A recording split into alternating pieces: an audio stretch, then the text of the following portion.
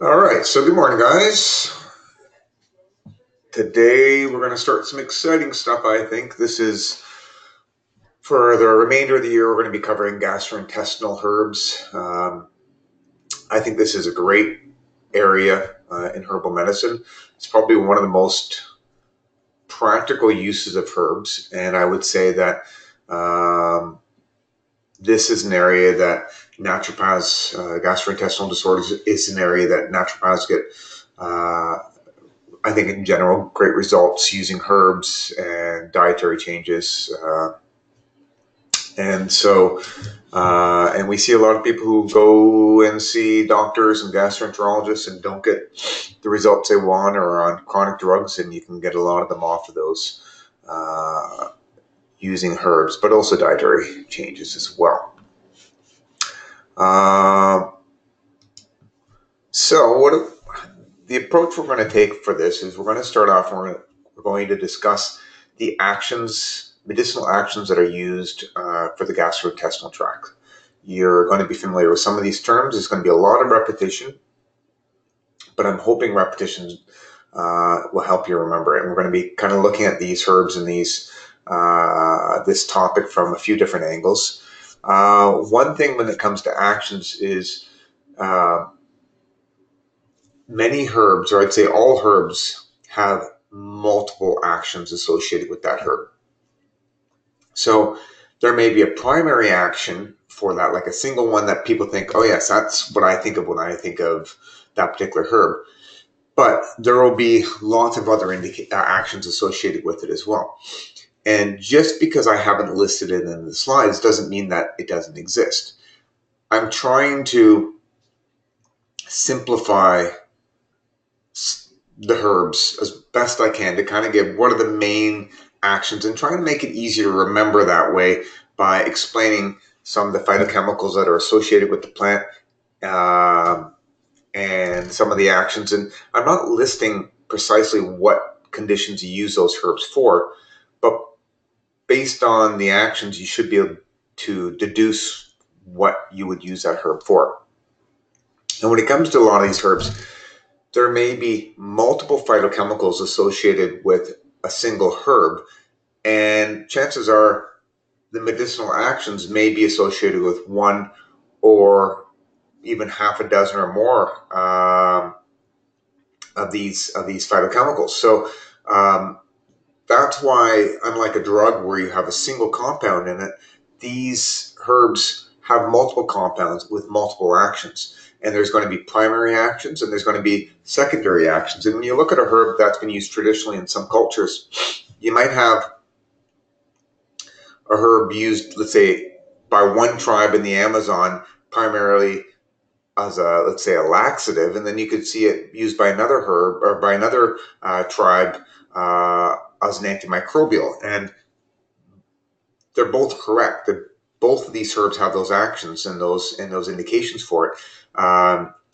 And so there isn't just one herb used for one condition. There's a lot of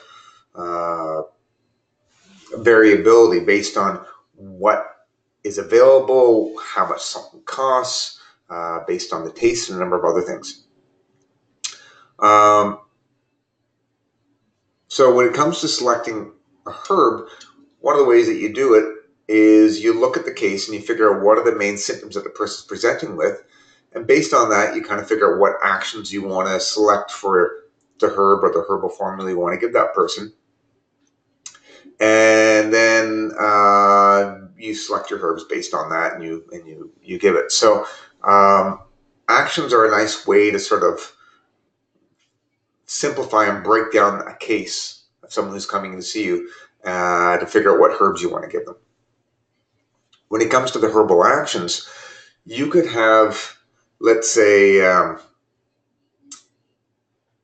anti-inflammatory herb. And there are different ways that an anti-inflammatory drug or herb could reduce inflammation in the body.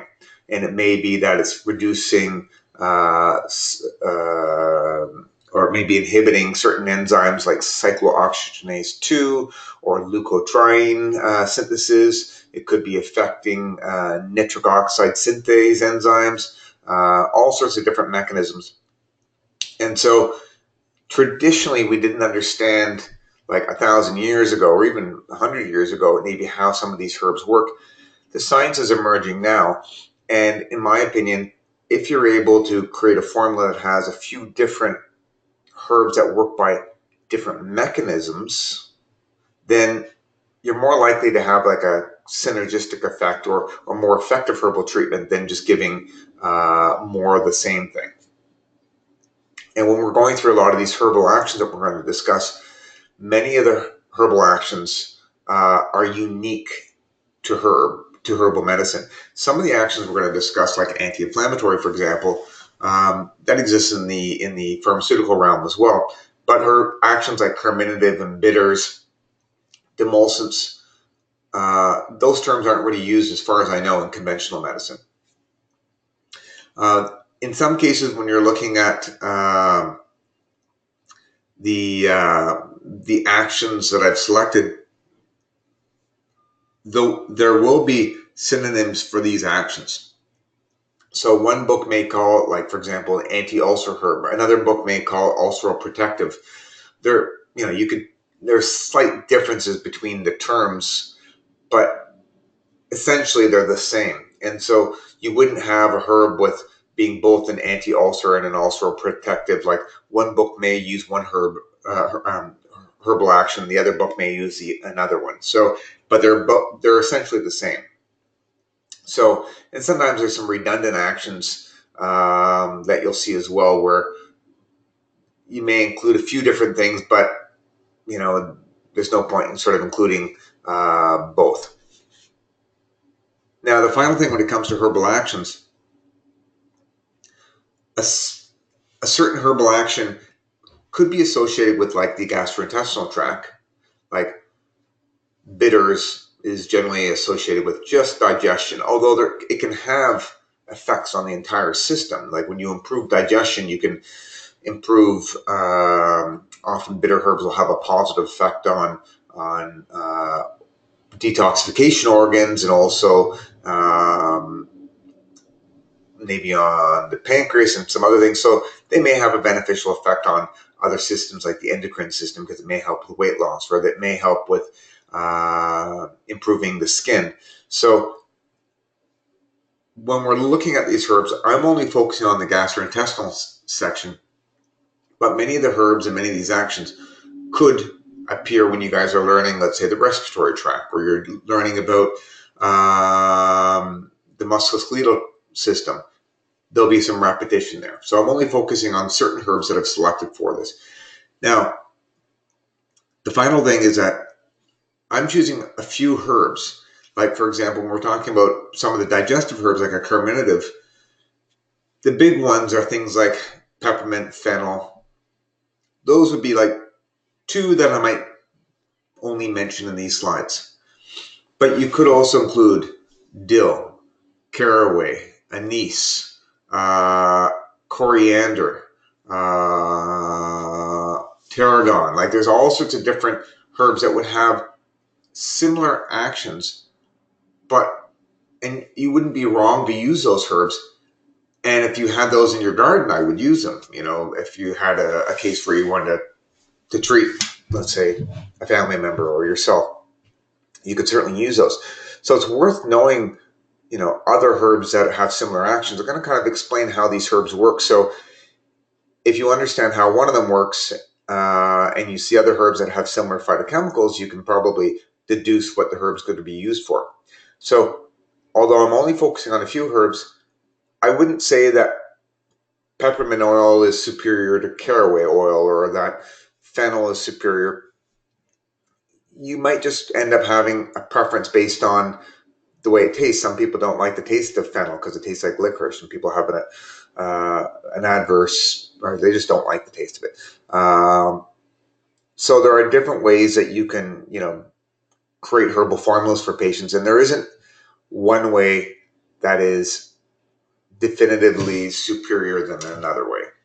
But I would say there are certain actions that you shouldn't be using for certain cases, and that would be a right and a wrong thing to do. So there is a gray area, but then there's also things that you just shouldn't do because it's contraindicated as well. Okay. I saw a couple questions come up here. On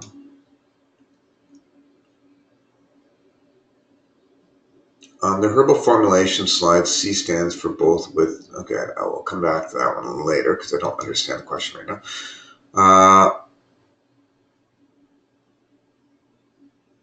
So someone is saying for the midterm exam, many of us had the same marks for Bot Med and for Asian Med.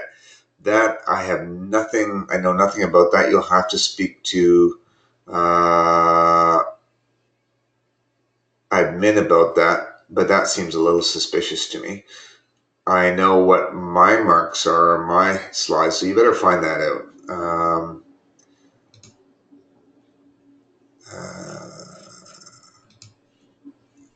I missed these questions. So those are applying to different slides. I'll come back to those after on break. So here's a list of herbal actions commonly associated with the gastrointestinal tract. I think I got most of them. I may have missed a couple here and there. Those would be the main ones. And I don't think you need to memorize this slide.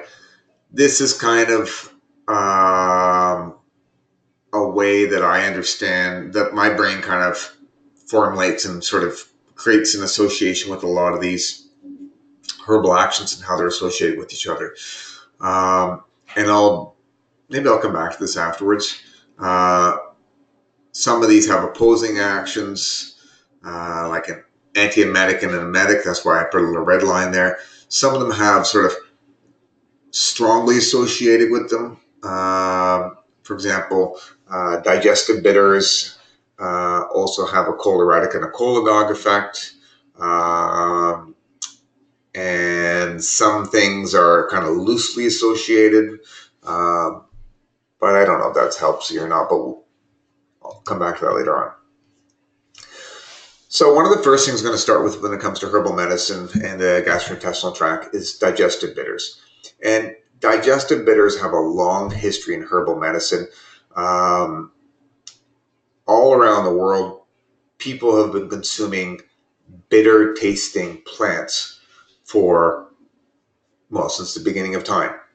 And one of the things that I would say is when it comes to bitters, if you look at this from an evolutionary standpoint, assuming you believe in evolution, there was once a time where we were running around in the forest and the fields and wherever we were, gathering plants, eating leaves off the ground, even eating fruit. And most of these things that we're gathering had bitter phytochemicals associated with that.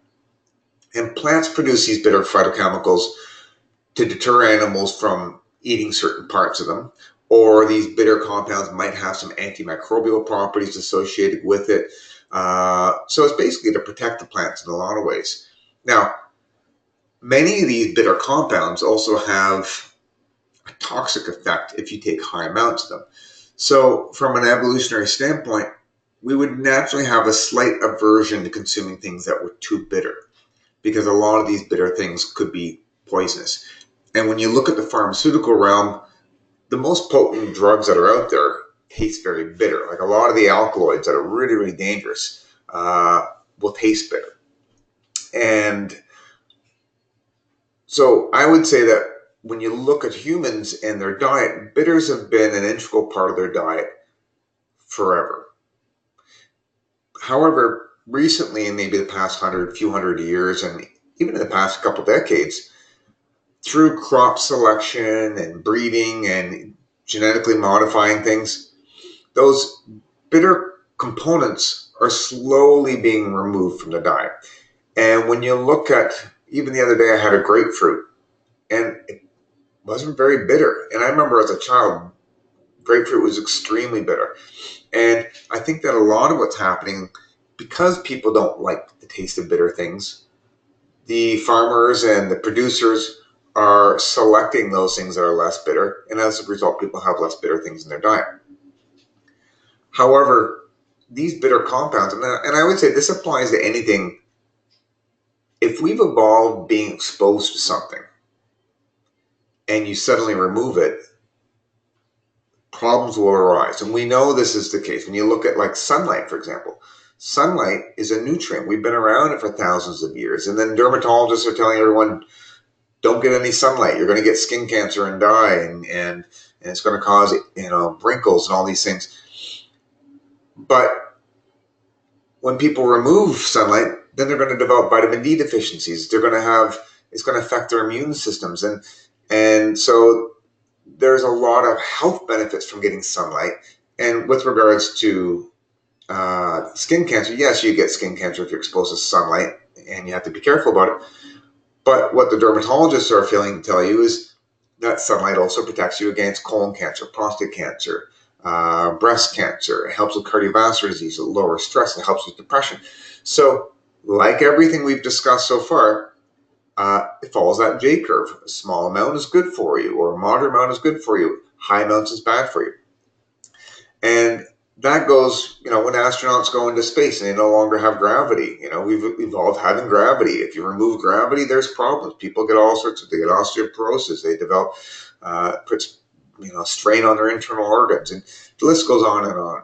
And I would say when it comes to our diet, looking at a diet that's similar to what we evolved to consuming is probably going to be a very healthy type of diet. And there's no such thing as the perfect diet. There's books written on the topic of what is the best diet. I would say in general that a diet rich in plants that are rich in phytochemicals is going to be good for you. And eating less animals is probably a good thing as well. When it comes to these bitter compounds, what I suspect has happened though in the past is that when you consume small amounts of bitter compounds in your diet, it likely signaled to your body that there was a meal coming. And maybe it was used as a cue. Maybe your body recognized that bitter was associated with eating food. Therefore, it was used to basically stimulate your digestive function. And with the removal of these bitter foods from our diet, and when people are tending to go more towards a very sweet, carbohydrate-rich, sugar-rich diet, people aren't getting that same digestive cue. And it's not surprising that a lot of patients get indigestion, things like bloating and gas, heartburn, symptoms like that are often a result of not consuming enough bitter foods in the diet or a poorly functioning digestive tract. And so I'll come back to that in a second. And then when you look at cultures around the world, Europe, for example, I'm displaying a whole bunch of different liqueurs that you can buy at the LCBO. Each one of these liqueurs is basically a herbal formula that's used to treat digestive conditions or to prevent or to help stimulate digestion. And so these contain herbs that are rich in bitter components and also rich in essential oils. Some of these are rich in essential oils. And so having, let's say, Campari on the rocks might be a drink you have before a meal or after a meal to help promote digestive function. Some cultures will use when they have a martini, and a martini has vermouth and bitter herbs in there that help to stimulate digestion, or you could have a gin and tonic, which would also stimulate digestion. So lots of these things exist, and I think from a cultural standpoint, we've been consuming these herbs for a long time. And most of the herbs that are in these liqueurs that I'm showing here would be ones like gentian, would be one of my favorite herbs for digestive issues, or artichoke, or wormwood, or what's that one called? Archangelica. And the list goes on and on and on, and all sorts of different ones. So those would be examples of things that might be consumed as a liqueur. And then there are other bitter herbs that are consumed maybe as a vegetable. So you could eat artichoke as a vegetable, or you could have radicchio or arugula or romaine lettuce or mescal mixtures or dandelion leaves, or drinking roasted dandelion roots or chicory roots and things like that. These are all used as digestive bitters. And they all have the same effect on the digestive tract. I'll get to that now. So bitter tonics, what that refers to is when you hear about like a tonic is something that tonifies that system. And so tonic water is, that name came from a digestive tonic, okay? A tonic, when it tonifies it, like if you're at the gym and you're tonifying your muscles, they have a little more muscle tone to them. They're not flabby, you know, they're looking healthy and active. And if something's not toned, it just looks kind of out of shape or flabby. And so a bitter tonic or a digestive tonic, could be used interchangeably, that name, is something that will stimulate digestive function, increase appetite, and help you break down food. And so these bitter tonics, I would say consuming them daily is a good thing to do. And that could be in the form of eating a salad with meals would be one way to do it, assuming the salad's not just iceberg lettuce, which is, you know, essentially crispy water. Don't get me wrong, I like the taste of a little bit of iceberg from time to time with in a sandwich, but there are better herbs and plants that can be used to promote digestion than iceberg lettuce. I mean, it does have some bitter components, but it's pretty minimal. So treating indigestion. So indigestion just means that there's, you know, you eat a meal and you're not feeling well. Bitters can be used to help stimulate digestion, because if you're not breaking the food down effectively, you're going to have some problems and it'll develop digestive issues. Atonic digestion is something you see in a lot of the classic herb books. So atonic means poor tone. So it makes sense, if you have poor tone to your digestive tract, you give a bitter tonic. And so atonic digestion means there's nothing wrong with the person per se. They just need to have their digestion stimulated. And we'll discuss this in more detail later on. And that may be related, atonic digestion is often related to just poor appetite. So someone could have poor appetite because they're stressed out, or they're recovering from an illness, or elderly patients sometimes won't have great digestion. Could be a number of reasons for it. So bitters can be used for that. Bitter tonics also have beneficial effects on not just the stomach per se, but also on the gallbladder and liver function. And so it can be used to treat gallstones. Now, there would be other herbs that we'll talk about that are usually selected for gallstones. And so the action for gallstones could be bitters, but bitters are also associated with being what's called a cholagogue and a choleretic, and we'll talk about that later on. And that particular action is usually selected for gallstones, although bitters would not be wrong, because all bitters also act as choleretics and cholagogues. And finally, when people have sluggish bowels, that can be due to a number of things. And one of the contributing factors is when you consume a bitter substance, it tonifies the digestive tract.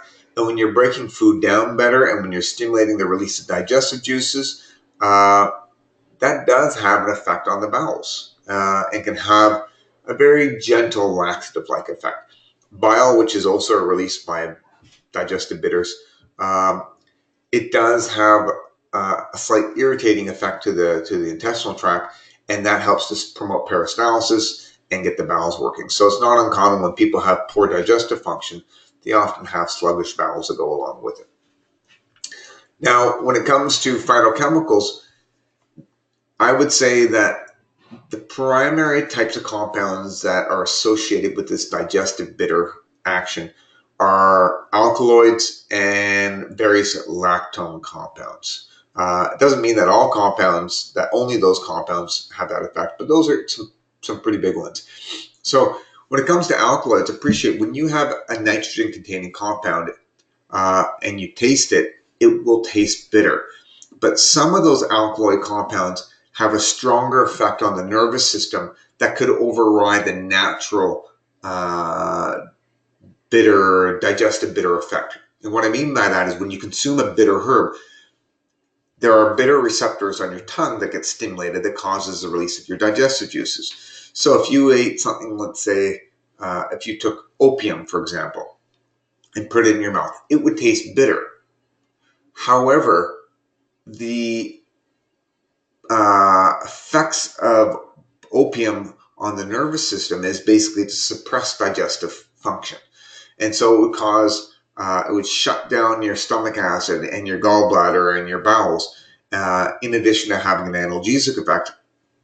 And so certain alkaloids would not necessarily be associated with this digestive bitter tonic, even though they taste bitter. So not all things that taste bitter have a bitter tonic effect. And the alkaloids that affect the nervous system by suppressing it, like the anticholinergic ones, the tropane alkaloids, or the, which other ones? Some of the opioid ones would as well, would not fall into that category. With the herbs that we're going to discuss, isoquinoline alkaloids, quinoline alkaloids, purine alkaloids, those, for the most part, act as digestive bitters. Also, when we're talking about the terpenoids, there are subclasses of some of the terpenoids which we refer to as the lactones. So the monoterpene lactones, like the iridoids and secoiridoids. Some of those compounds are found in olive oil and olive leaf. Some of them are found in herbs like gentian that's used to promote digestion. Sesquiterpene lactones are found in a lot of the members of the Asteraceae family, and that's one of the largest family of plants, and that contains your classic daisy-like flowers, but also a lot of the thistles. So compounds that are found in, for example, artichoke would contain sesquiterpene lactones. Also, chicory and dandelion leaves and roots often, and even garden lettuce will contain these lactones, the sesquiterpene lactones. And then there are other lactones called diterpene lactones. Some of these are found in, there's a few plants like, for example, horehound is a herb used for respiratory tract infections. It's a very, very bitter herb. And so its primary action of horehound is usually it's used for respiratory tract infections, but it can also be used as a digestive bitter. So it's not one that I will include in my slides here, but when you're learning about the respiratory tract and some of those herbs, you'll see that there's herbs mentioned there that are digestive bitters. You'll be like, hey, why didn't he teach us that? And it's not that you couldn't use them. I just chose not to because there are ones that I prefer. But if all I had was horehound around and that's the only tincture I had in my kitchen at the time, and someone had indigestion, I would use it. So it's good to understand all the actions, but in reality, it's hard to memorize everything right off the bat. So there's lots of different herbs that are associated with that. So the way that digestive bitters appear to work, and it took me a while to find some research on this because a lot of my favorite herbs that are used as digestive bitters don't have a lot of research to support them. There's minimal. There is some that's emerged regarding how bitters may work, but it's not fully elucidated. There's no major clinical trials to support most of these as well. But from what I gather, when you stimulate a bitter receptor in your mouth, it appears to cause a release of gastrin and cholecystokinin. And these hormones, they kind of have slightly opposing actions to it. So I don't know, it's probably far more complex than this. But one of the things that gastrin does is it's responsible for increasing stomach acid.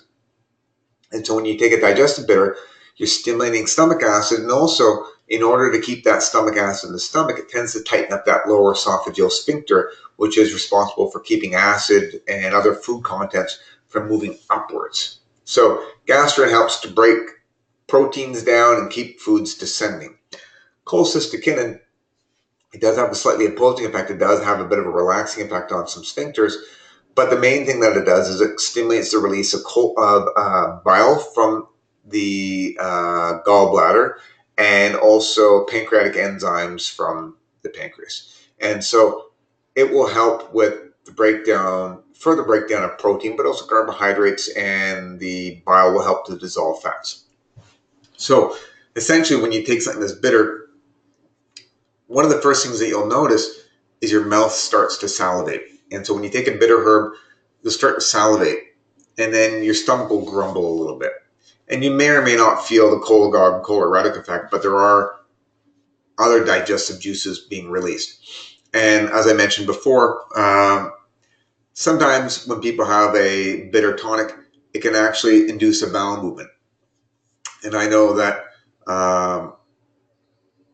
we were traveling with some friends out west, and their child, which hadn't had a bowel movement in a long time, it was days anyways, and was being very, very difficult. And just as an aside, that child had food intolerances, but the parents, it's not my job to tell them what to do, but basically the kid had food intolerances and was drinking dairy formula instead of breast milk, and wasn't tolerating it. And so because this infant was in such GI distress and was miserable and everything, and because we're relocated, we had limited things available, and basically we gave him some gentian, which is a digestive bitter, give him a good little squirt of that. And it's normally used just to promote digestion, but that was enough to sort of, I guess the baby probably never tasted bitter before, so the reaction from the body was basically to get rid of this substance, and so it basically caused fully evacuated the bowels, and the child was happy. So it wasn't, as I mentioned earlier, bitters aren't normally used as a laxative, but they can often work that way. And in this child's case, it worked great. So those actions that I've listed there, salagogue, stomachic, cholagogue, cholinergic laxative, we're going to discuss later as well. But those actions are all associated with bitter herbs. Now, appreciate there are other herbs that are not bitters that can act as a stomachic or salagogue or a laxative. But I would say all digestive bitters essentially have that indication. So if someone tells you, oh, this is a digestive bitter used for promoting, digestion, then by deduction, you can probably, I would say it'd be safe to say it's going to act as a salagogue, a stomachic, a cholagogue, cholinergic, and probably a mild laxative. Okay. Now, in general, one of the things that you have to be careful with bitter tonics is because they stimulate stomach acid, in some cases of heartburn, it could make it worse. Now, often these, let's say, heartburn, just to explain, can be caused by either reflux that's causing acid to go into the esophagus, or it's caused by acid kind of burning a hole in the wall of the stomach. And in some cases, bitter tonics can make heartburn better, and in some cases, it can make it worse. So I'll discuss that later on. But what you'll see is, in general, a lot of the warnings on, or cautions associated with digestive bitters is caution giving it to people with heartburn, or contraindicated with someone who has a stomach ulcer. And that's because if you have a stomach ulcer, you really don't want to be stimulating a lot of acid.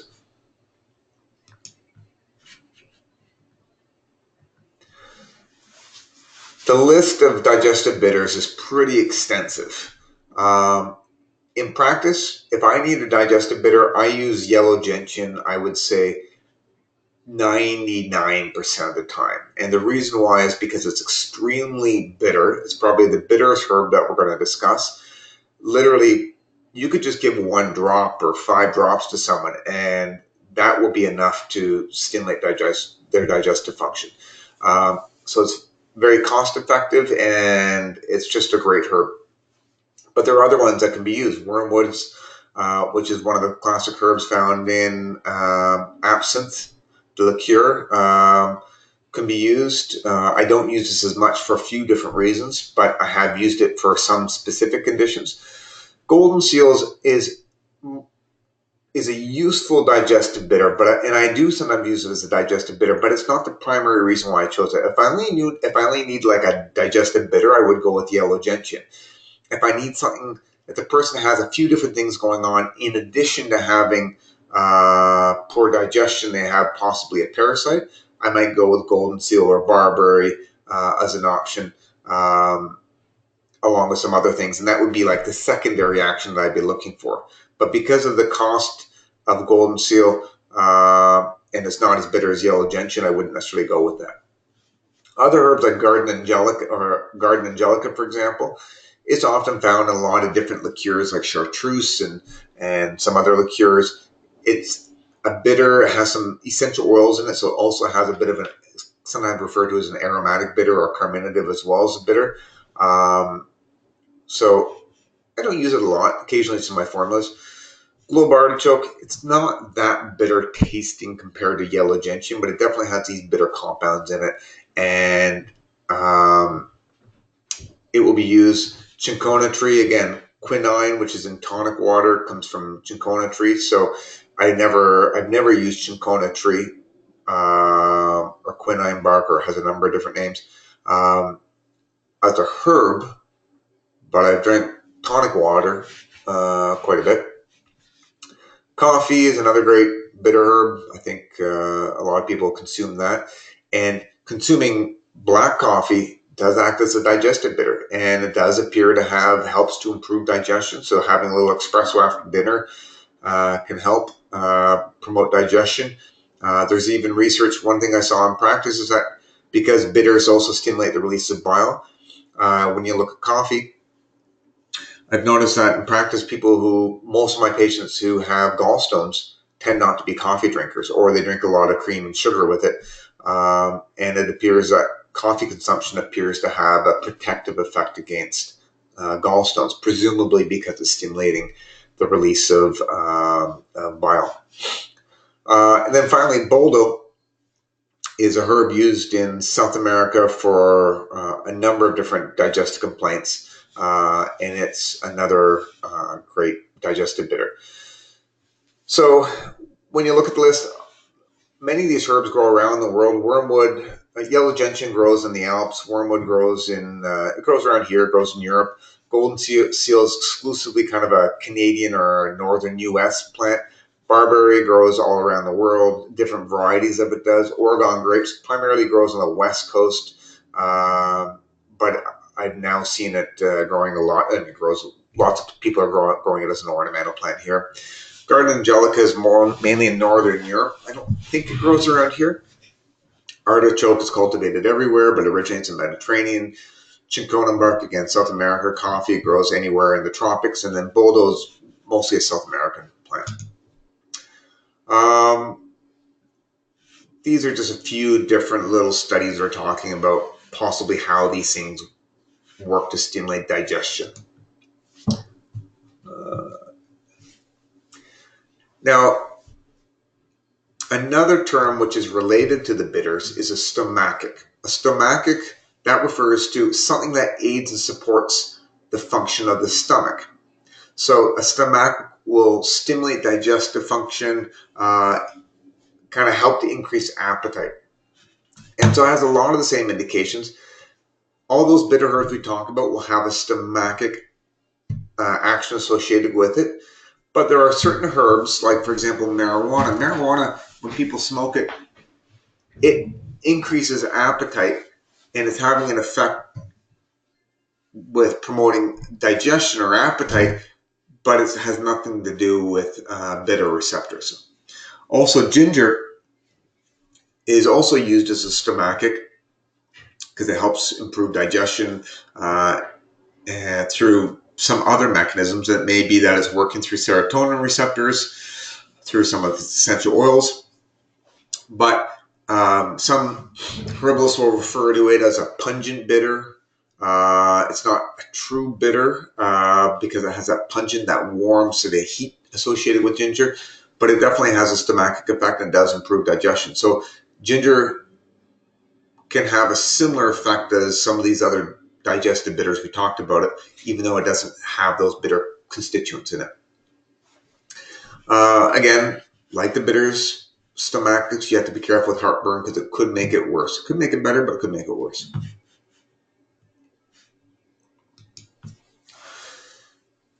Cholinergic and cholagogue, these two terms are closely related. So chol refers to cholesterol. I'll give you the breakdown for the name for this. So cholesterol is the building block for making bile. So that's why choleretics and cholagogues are referring to the effect that they have on bile. Now, if you have a diuretic, as you know, increases the production of urine. A cholinergic increases the production of bile. And so your liver is primarily the organ that makes bile, and it synthesizes it and then releases it, and then it gets stored in the gallbladder. A cholagogue refers to something that stimulates the expulsion or the releaser of bile from the gallbladder. So my little way of remembering it is cholagogues, there's go in it, it makes the bile go. Cholinergic, like a diuretic, increases the production, okay? So cholagogues and choleretics, in my opinion, they're often go hand in hand, especially when it comes to bitters. If you're consuming a bitter, it will stimulate the production of bile in the liver and the release of bile from the gallbladder. I think it does both things, to the best of my knowledge. I mean, it could be far more complex than that, but it doesn't really matter. All you know is that these guys usually go together. And so why would you want to do this? Primarily if you had a big meal of fish and chips, if you consume a lot of fat and your body cannot absorb all that fat, you're going to get steatorrhea, meaning like fat diarrhea pretty much, because all that fat will remain in the bowels. It'll act as a stool softener, which isn't necessarily a bad thing if your bowels are a little sluggish, but it can also create some urgency and discomfort and cause some digestive pain. So if you're getting indigestion because you've eaten a really heavy fatty meal, consuming bile will help absorb that fat, improve the digestion of it, and get things moving along, because too much fat, if it just sits in your stomach, can lead to reflux and other problems as well. With people who have gallstones, one of the causes of gallstones is that the gallbladder just isn't functioning properly. Bile is just sitting there and saturating the gallbladder, leading to the cholesterol, which is the primary thing that's the body's trying to excrete that way.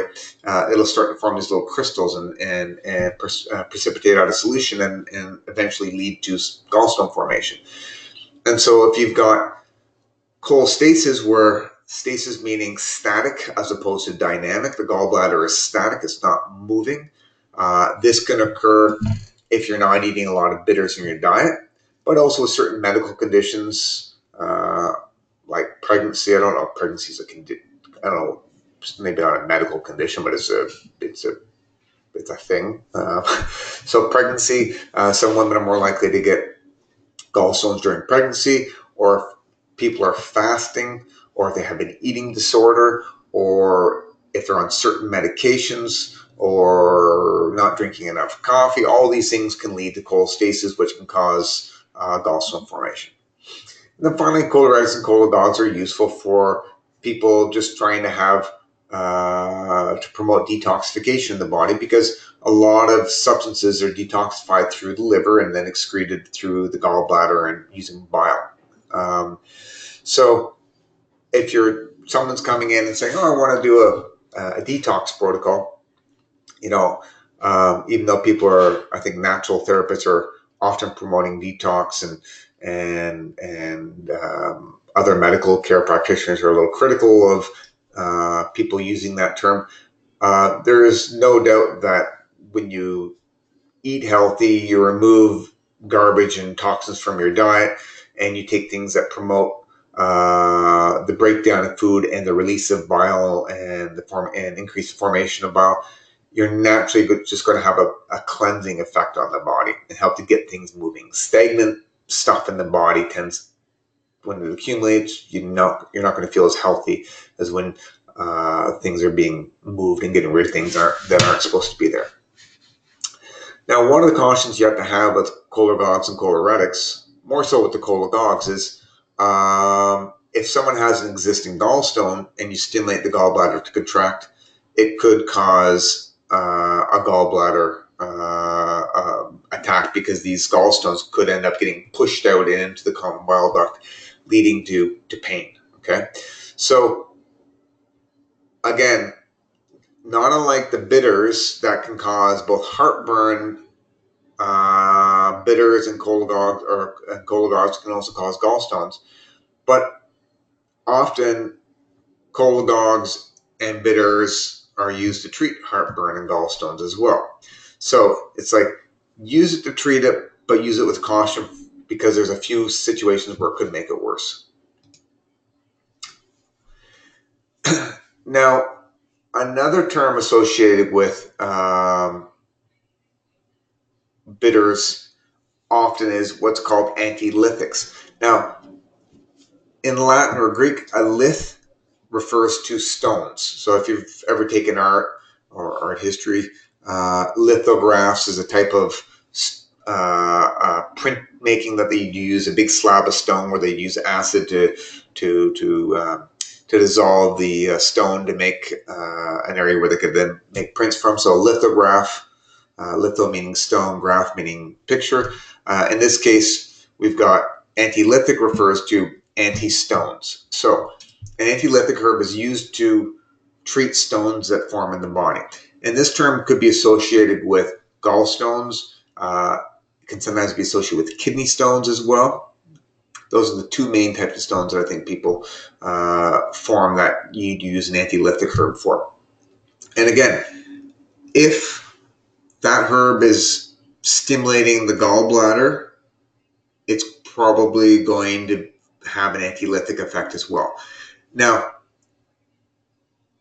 not all the bitter herbs necessarily have the antilytic indication associated with it, but I would say that probably all bitters have an antilytic action, even if it's not necessarily listed or used as that primary thing. So I know that herbs like dandelion and chicory, gentian, boldo, all these, artichoke, all these herbs have antilytic actions. One of the main antilytic herbs that often people have heard about are used in herbal medicine is boldo.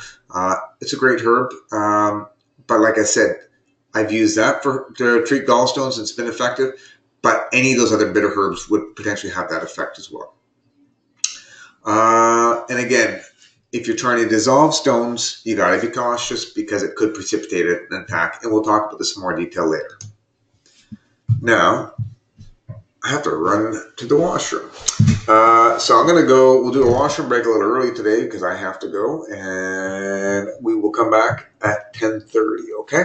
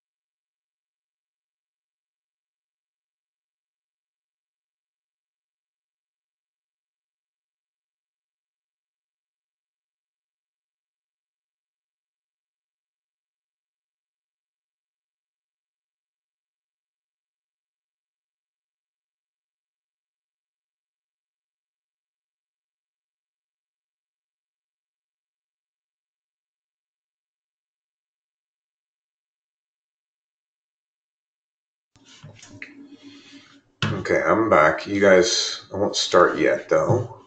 Just gonna look at the questions that came up.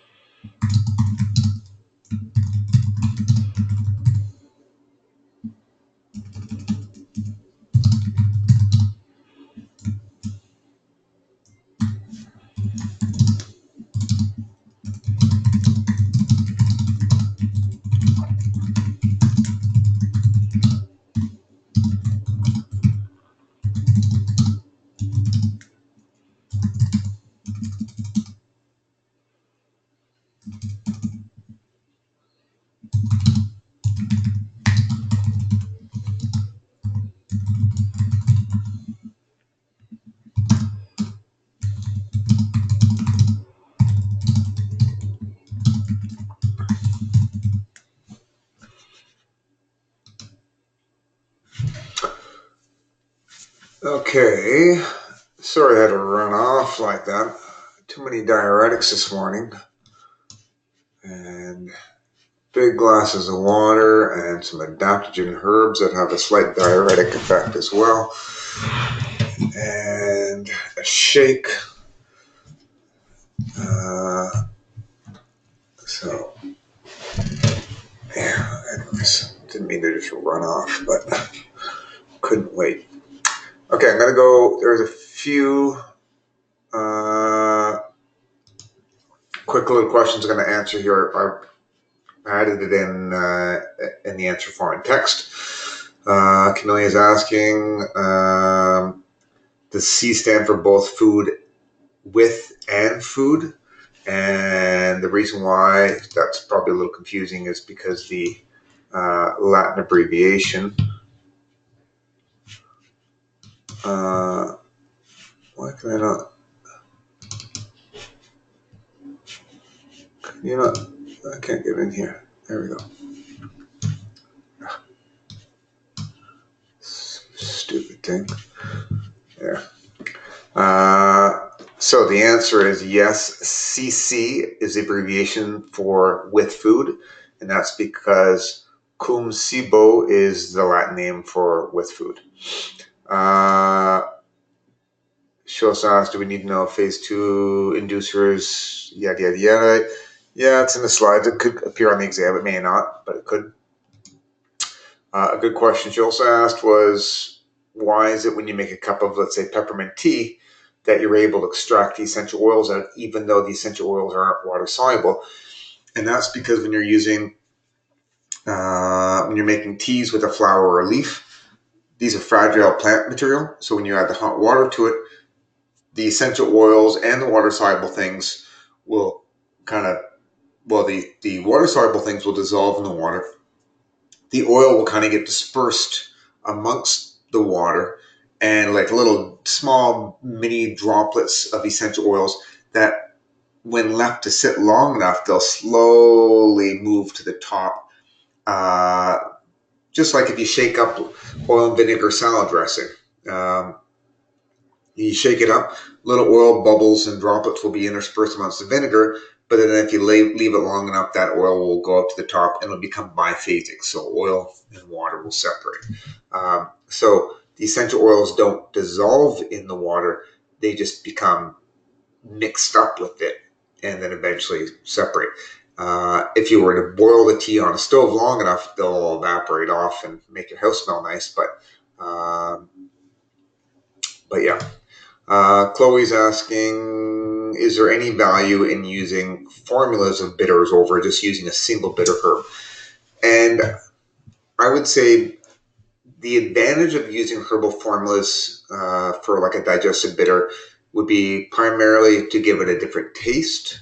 And second would be if you need some other actions in addition to just the pure bitter, then you could use some other herbs in there. So generally speaking, in practice, I'll use a single digestive bitter like gentian for most things, mainly because it's cost effective. I can give someone a little 15 ml bottle of it, 30 ml bottle. It costs maybe $15, and they can use 5 or 10 drops of that because it's so bitter.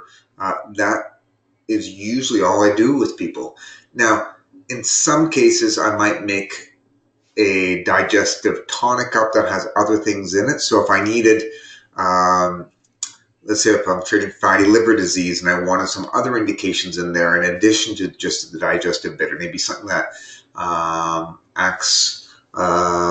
reduces cholesterol synthesis, has an antispasmodic effect, or whatever it is that I'm looking, I might add some other ones that could work synergistically. So, or I might add a demulcinin, depending if I'm treating heartburn. So it depends on what I'm doing, but you could use it by itself. And so the combinations aren't necessarily superior to using, well, I don't know if they're superior because no one's ever done any testing, but maybe they might be, I don't know. But certainly using a single one might be good. There are some, I think, bitter herbs that are superior than other ones. So dandelion's not that bitter. And so I don't know if it would be worth using it at 5-drop dosage. You'd have to use it in the therapeutic range. So, but you could use it alone as well, as a leaf or as a tea or something like that for sure. Camille is asking, would adding licorice root to a decoction with any non-polar herb allow you to extract the herb in water and allow to get those non-polar substances dissolved in water? I think that's something that I suspect could be going on when you add saponins to formulas. Like in Chinese medicine, they'll often add licorice and ginsengs in a lot of formulas, and so maybe that helps get some of those non-polar substances dissolved because it acts as a soap. I think that's the case, but I can't say that for certain, but that would make sense to me. All right. So let's get back.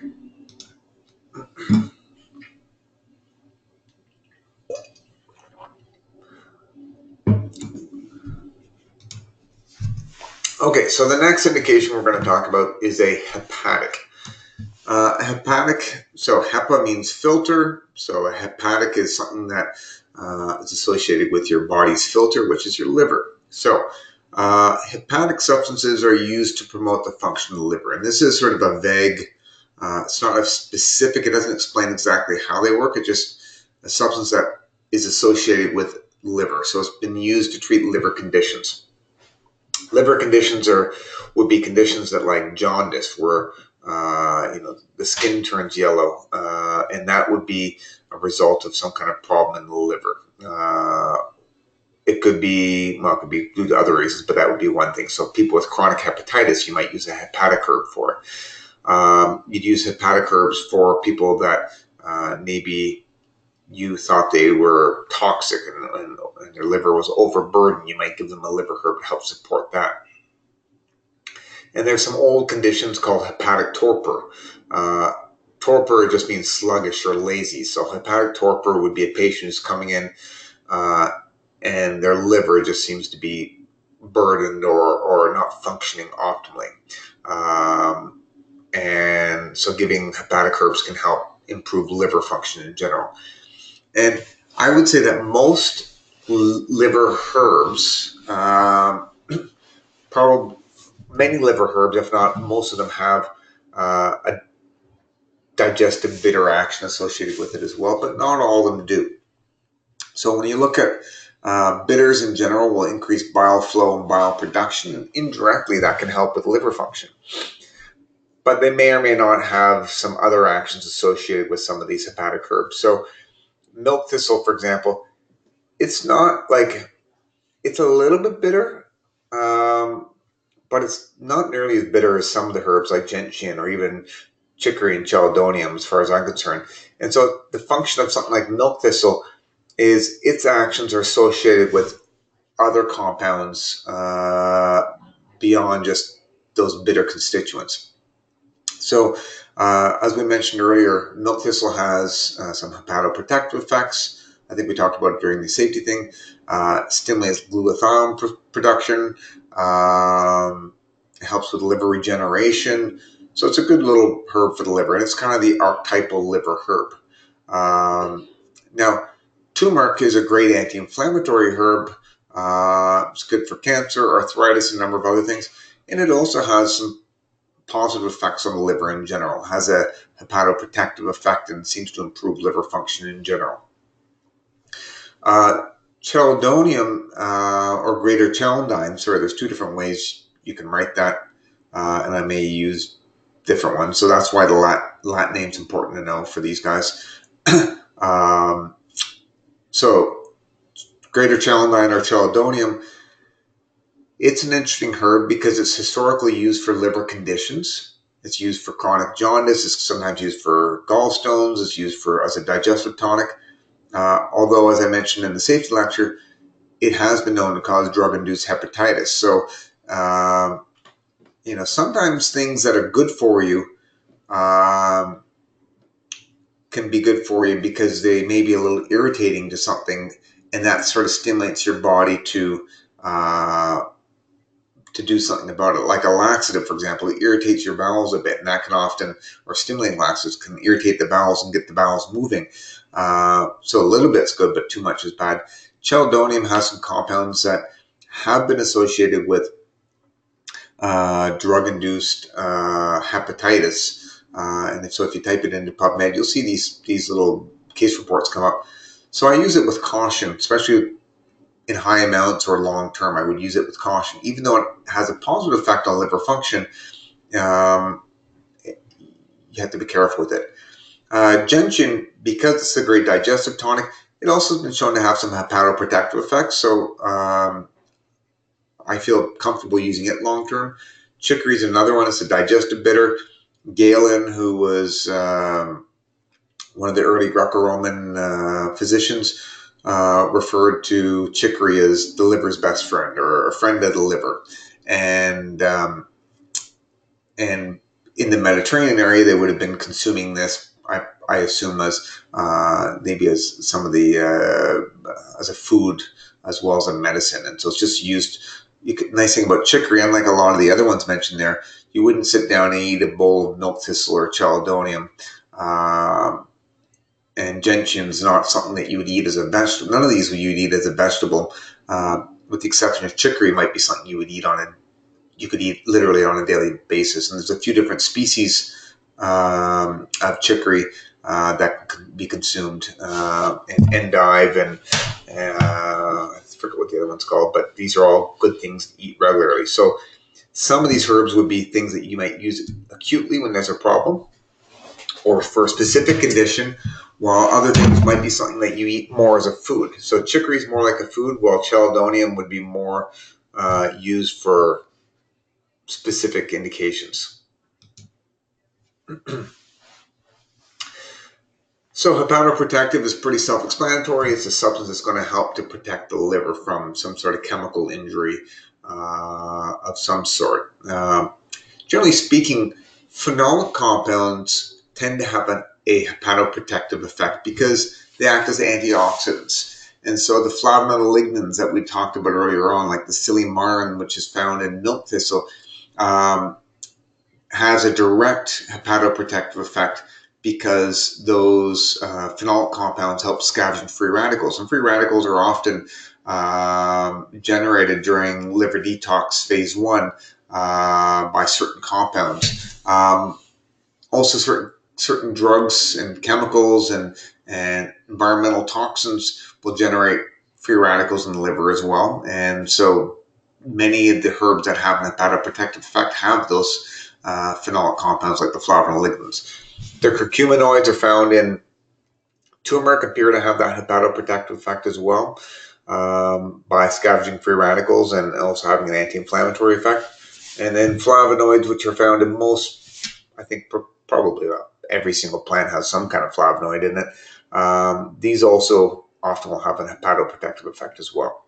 And so choosing herbs that have that hepatoprotective effect, you'd use it for general detox. If someone has some type of hepatitis, you might use it, or if they're, let's say, taking a particular drug like Tylenol long-term, or maybe some chemotherapeutic drug or some other drugs that are damaging to the liver, it could have a protective effect. There is Amanita birosa, which is probably one of the most poisonous mushrooms. It damages the liver, and certain herbs like milk thistle may be helpful with that. And then finally, alcohol, which we all know damages the liver. If you consume high amounts of alcohol long-term or even acutely, really high amounts can have a damaging effect on the liver. Some of these compounds could help prevent inflammation and cirrhosis. And I would imagine that an alcoholic that's eating a poor diet, like a lot of alcoholics do, who they're just not taking care of themselves. I would imagine that eating a plant-rich diet and being an alcoholic is probably going to be better for you than being an alcoholic and eating fast food, just because of the phytochemicals that would have a protective effect. Now, the best way to protect the liver is don't consume things that are going to damage it in the first place. And so, although herbs like milk thistle do have a hepatoprotective effect, the best way to reduce liver enzymes is don't get viral hepatitis. Don't drink excessively. Don't take drugs that damage the liver. Okay, so I don't want you to believe that if you take some kind of hepatoprotective herb that you've got the shield around your liver, then you can abuse it as much as you want and there won't be any consequences, because that's not the case. We know that eating a diet rich in fruits and vegetables helps lower the risk for, let's say, lung cancer, but it doesn't lower it by 100%. It maybe reduces it by 20% or 10% or whatever the number is. So there's an improvement, but you're still at risk of getting cancer. Just like if you're an alcoholic, you're still at risk of getting liver failure or cirrhosis, or if you're taking Tylenol, you're still going to be at risk of damaging the liver.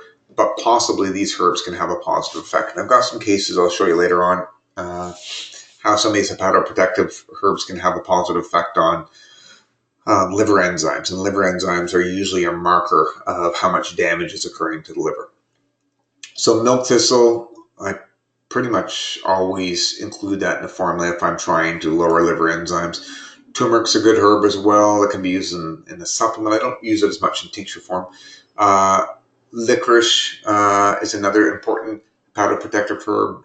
Ginger, which is not its main indication. Usually I think of ginger as being an antiemetic to reduce nausea and vomiting. We'll talk about that afterwards. But because of the phenolic compounds in ginger, called gingerol, it has some positive effects as well. And then gentian, it's not its primary indication for it, but certainly it does appear to have that hepatoprotective effect.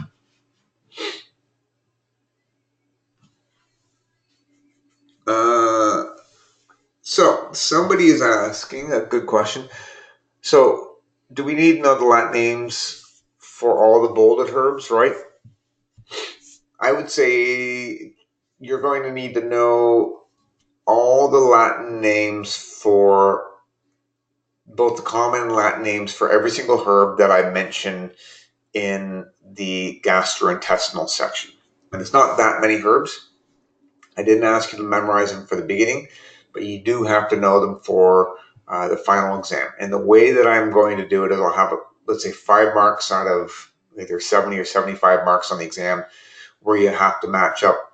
Let's say, I'll say turmeric, or which of the following is the Latin name for turmeric? And you may be like curcumin glabra, Glycyrrhiza longa, Curcuma longa, or Gentian lutea, and then you'd match it up.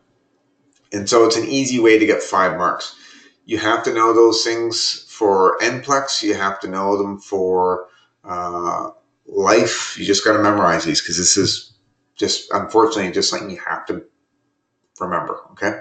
And if you don't know the Latin names later on, you could end up miscommunicating what herb you want to get, okay?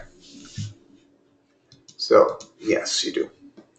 Hepatoprotective. So, thistles on the left, turmeric's on the right. Those are 2 awesome herbs worth knowing. So, we've talked about digestive bitters, and they're used to promote digestion.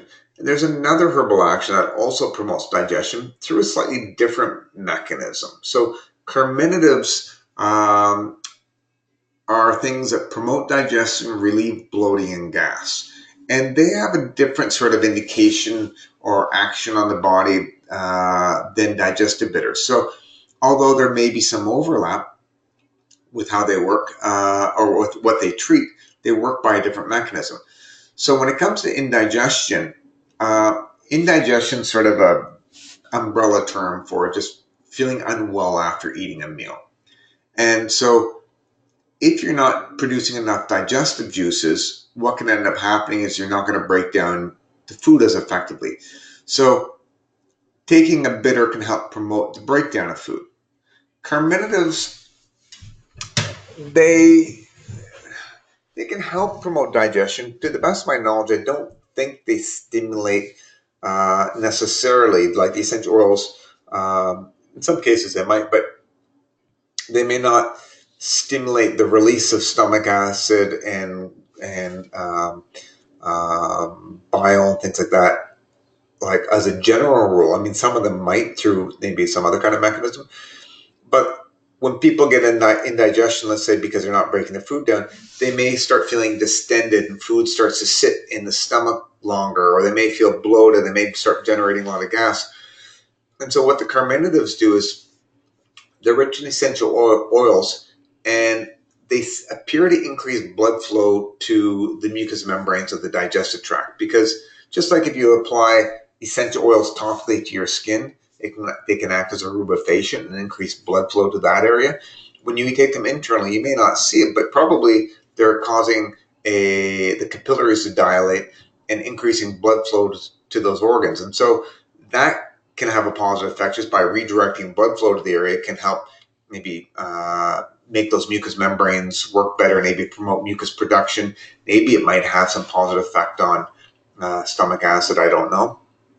But the other thing they do is they tend to relax sphincters. And so if you've eaten a meal and the food's just sitting in your stomach because it's like you're feeling heavy and bloated because you overate, what the carminatives can do is they'll relax sphincters and allow the food to move. And so that way, if your stomach is feeling kind of heavy, it might kind of help to allow emptying of the stomach and get things moving along the digestive tract.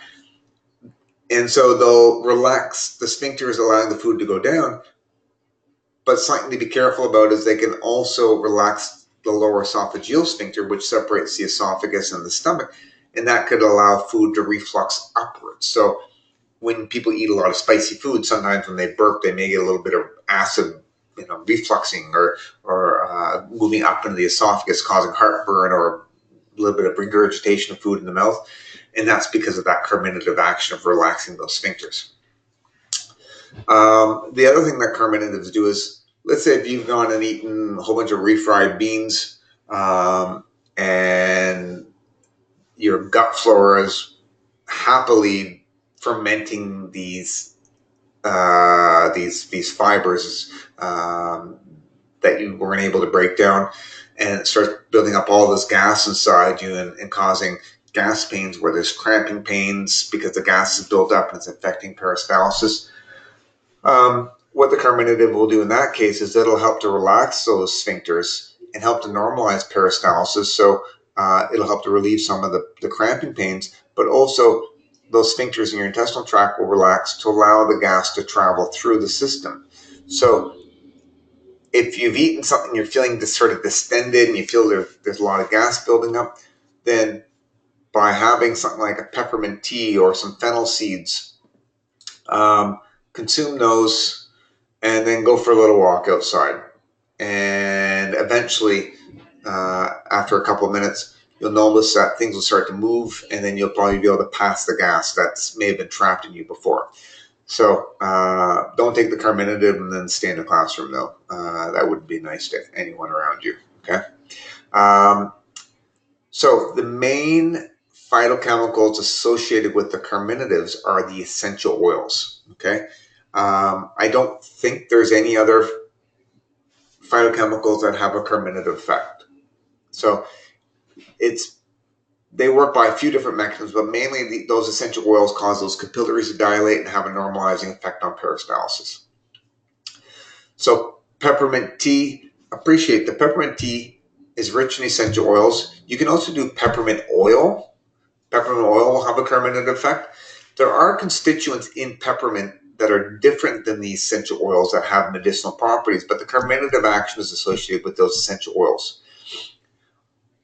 Many of the little seeds that would be in your spice cabinet, like fennel, anise, caraway, what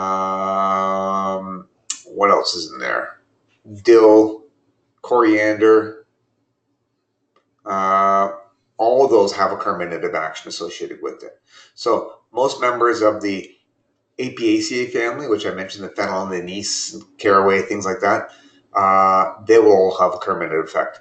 Many members of the mint family, so peppermint, spearmint, oregano, thyme, rosemary, those essential oils will also have a carminative effect. Ginger has a few different constituents in it. Some of the components of it are essential oils, some of them aren't. And it has a few different things, but ginger tea, certainly drinking that, or ginger capsules would have, if it contains the essential oils, it'll have a carminative effect. But there are other phytochemicals that work through other mechanisms that have a similar effect as a carminative, but through interacting with different receptors. And then chamomile as well has essential oils and also has some flavonoids. So there's mixed actions there. So if you were to have a cup of chamomile tea or peppermint tea, there would be actions associated with multiple phytochemicals as opposed to if you only took the essential oil from those, okay? So as I mentioned, they increase the blood flow to the mucous membranes, relaxes smooth muscles, including sphincters, and helps to normalize the peristalsis. The main thing to watch out for with this is that it can aggravate heartburn. So peppermint in the mint family, fennel and anise and caraway, they're all in the Apiaceae family, and they all have this umbrella-like structure. Now just be warned that many of the members of the Apiaceae family look like this. They can easily be confused with one another, but there are a few poisonous plants in that Apiaceae family that essentially look the same as fennel, like poison hemlock and water hemlock. It looks almost the same, but it's not very good for you. And so here, I just grabbed a PubMed thing. Here's a peppermint oil capsules. They're treating IBS. So what they found was that with people who take the peppermint oil capsules, what they found is there is less abdominal distension. It reduced the diarrhea. Borborygmi basically is that gurgling, bubbling noise in the gut. So the essential oil can help to reduce the gurgling and the bubbling sounds. Decreases pain as well. So overall, it had a positive effect. Now, appreciate that the peppermint oil capsules will be very concentrated and have higher amounts of the peppermint oil, which is mostly menthol, but there's a few other ones in it as well, than it would be. So a cup of tea wouldn't necessarily be the same as having one of these peppermint oil capsules. A peppermint oil capsule might be equivalent of having 5 cups of tea. But you wouldn't be getting the flavonoids in the peppermint oil capsule because they're not essential oils. Okay, so differences between the two. I got another thing hidden behind there. What is that? 1 second. Oops. Oops. What's going on there?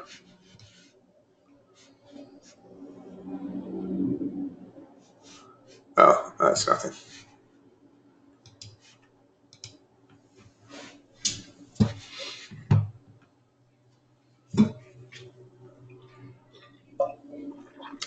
So, another important action is kind of associated with carminatives is an antispasmodic. So sometimes some of these herbal actions are like anti and then spasmodic, or it could be spasmolytic. So lytic basically means to break apart. So spasmolytic basically means to break up spasms, or antispasmodic means anti-spasms. Both of these words are acceptable terms and could be used interchangeably. And so when there is some kind of irritation to a smooth muscle, turn off webcam. When there's some kind of irritation to a smooth muscle, what will end up happening is that it'll cause it often to cramp up. And so you can get spasming of the intestinal tract. So if you're having, let's say, IBS, and there's a lot of cramping of smooth muscles in the intestinal tract, that could cause pain. So an antispasmodic herb could be used for that. But you also have these smooth muscles, not just in the intestinal tract, but you also have them, let's say, in the gallbladder and the common bile duct, the urinary tract. I'm assuming also some of the uterine muscles can become spastic. So antispasmodic herbs, the ones I'm talking about, like chamomile, wild yam, greater celandine, these are all great antispasmodics. But some of these can also be used not just for digestive issues, but also could be used for menstrual cramps, or could be used. So both greater celandine, wild yam, and chamomile have all been used historically for menstrual cramps. They've all been used for greater celandine and wild yam have been used for gallbladder spasms. So there are other indications. Now, the phytochemicals associated with antispasmodics could be a few different types of compounds. Some of these might be essential oils. So some carminatives are called antispasmodics. And I would say that most carminatives have an antispasmodic effect to some degree because they help to normalize peristalsis and they help to relax the smooth muscles. They may not be as strong as some types of phytochemicals. So some of them, like tropane alkaloids, these are those like anticholinergics that you get with like deadly nightshade, for example, or opium poppy. It's kind of a tropane. No, opium poppy is more like an isoquinoline alkaloid. Those types of alkaloids have a strong suppressive effect by inhibiting certain or blocking certain receptors in the body. So by blocking the muscarinic receptors, you're basically stopping contractions of the smooth muscles. And so as opposed to essential oils that tend to have a normalizing effect on peristalsis, certain things like deadly nightshade or opioids will have a suppressive effect and completely shut it down. So one of the big side effects of people taking opioid drugs like Tylenol 3 or any of the other opioids is it tends to cause pretty severe constipation, and that's just because it's shutting down those smooth muscles. And so historically, things like opium were once used for severe diarrhea, for example. Now, just as an aside, greater celandine, it's a cousin of the opium poppy. It does have opioid-like compounds in it, but it doesn't have the strong analgesic addictive components that opium does, and it's not an essential oil. Greater celandine and wild yam, the antispasmodic effects are not associated with the essential oils in it. It's associated with other compounds in it. Chamomile, it could be the essential oils. It could also be some of the flavonoids that have an antispasmodic effect. So again, when you look at some of the compounds, like in chamomile, the apigenin and some of the other flavonoids appear to have this antispasmodic effect, and we know that flavonoids are not essential oils. So lots of different phytochemicals can have an antispasmodic effect, and these are often a little bit stronger than just the essential oils themselves. Okay. And I would say that carminatives are very gentle, but if you were passing a gallstone, or if you had passing a kidney stone, or had really severe cramping pains in the intestinal tract, a cup of peppermint tea might help, but taking some atropine from deadly nightshade would probably relieve the pain. Be more effective at relieving the pain, but if you have a little bit of bloating and gas because you had some beans, you don't want to just take opium or deadly nightshade for that.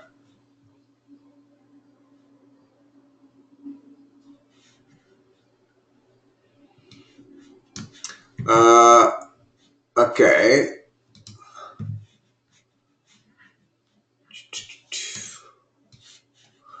So 11:02, I got a bunch of error messages. So 11:01 to 11:02, I got a bunch of messages saying that the audio and the visual is gone. How's the sound and stuff right now? How long did I lose you guys for? Is it all back to normal? Is there anything you guys need me to repeat? I think I got a little message on my end pretty quick. I turned off the video. Just give me 1 second. I want to ask. Hey, Kim, you're not doing anything with the internet, eh? No, I was disconnected for a minute, but... Okay, but you're fine now. Okay, thanks.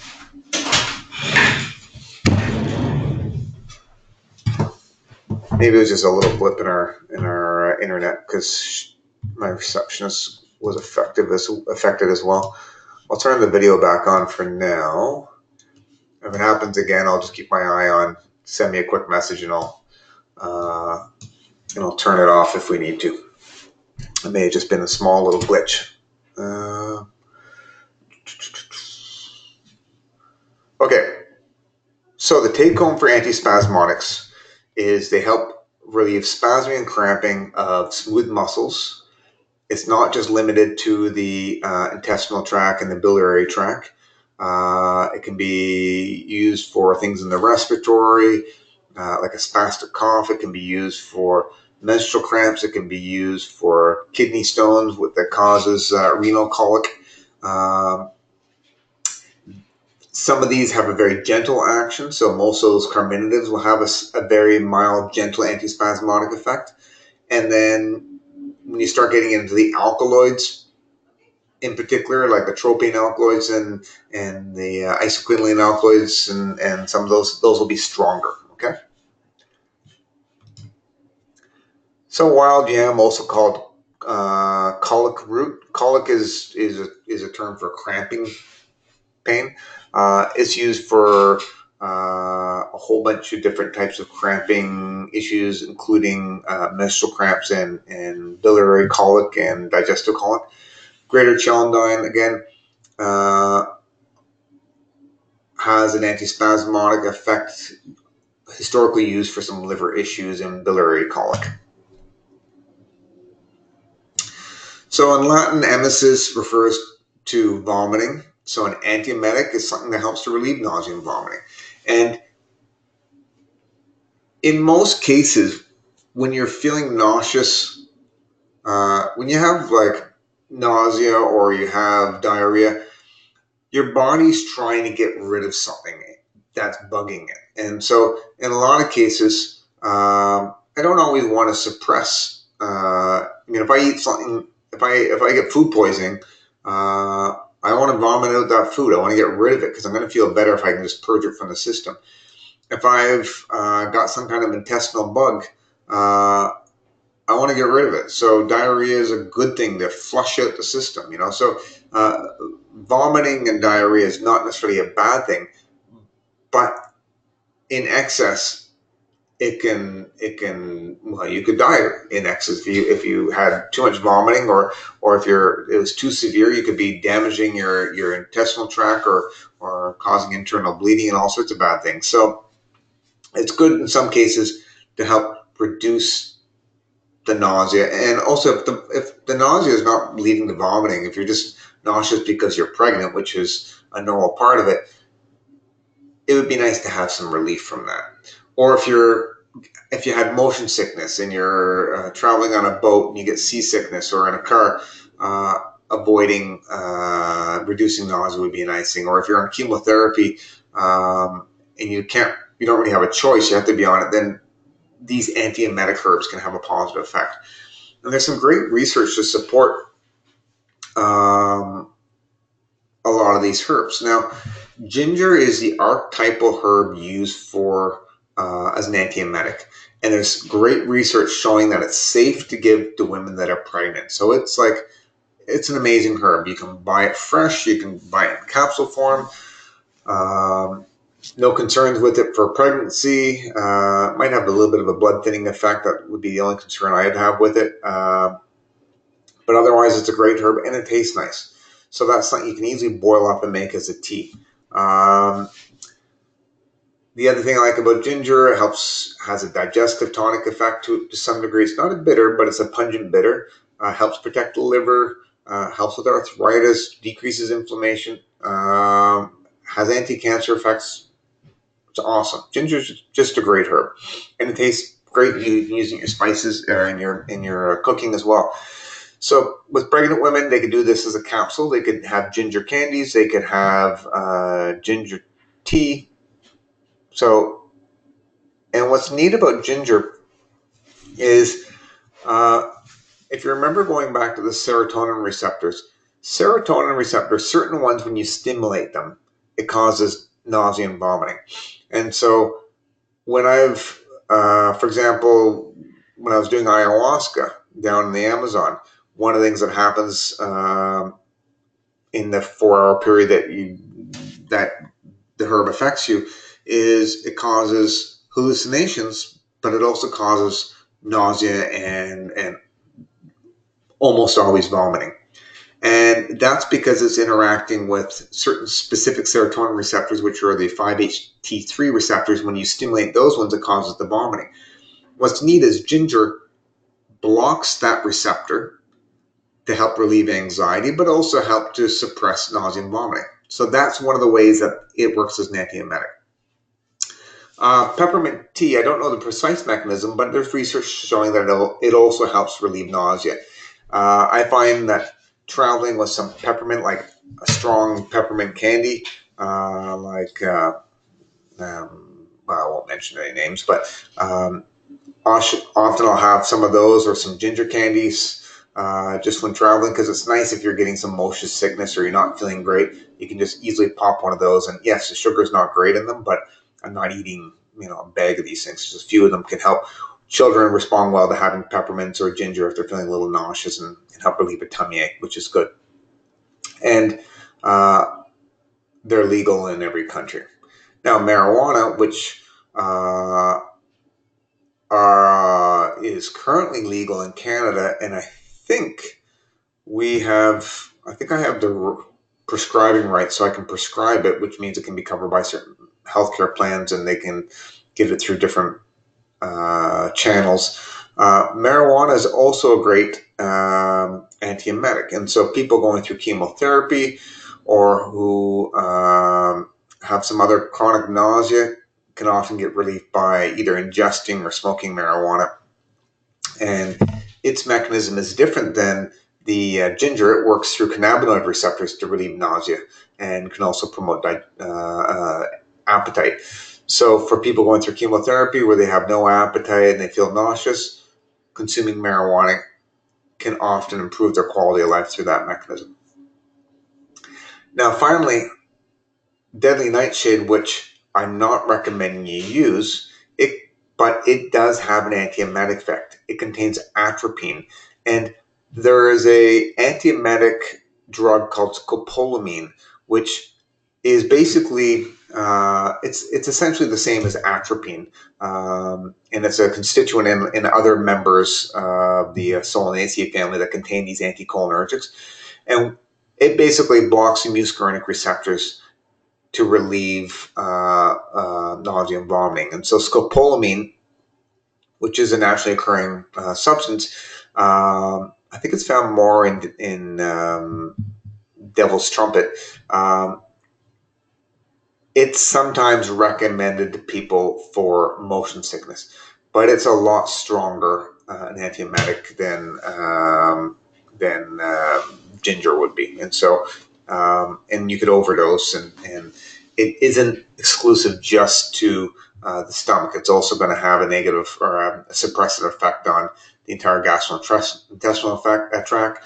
It's going to cause pupil dilations. It's going to cause dry mouth. It's going to cause constipation, urinary retention. So not really ideal unless you have to use it because the symptoms are pretty severe. Okay. So I'm mentioning just a little bit of pharmacology just so you can appreciate that there are different receptors one can target to reduce vomiting. And so in addition, there's also dopamine receptors in the body that can be used and targeted. So certain drugs will target dopamine receptors as well. But the main herbs that we use, I would say ginger is the primary one, and it's working through serotonin. I wish I knew how peppermint works. So there's ginger on the left. There's marijuana on the right.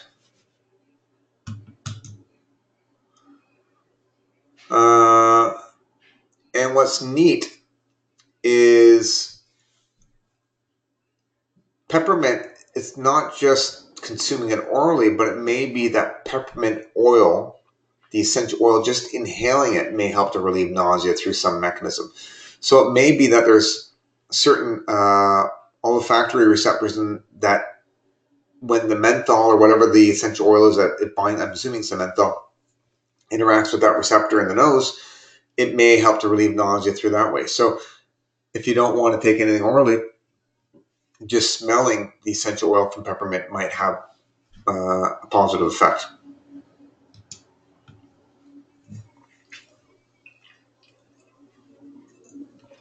So we talked about the antiemetics.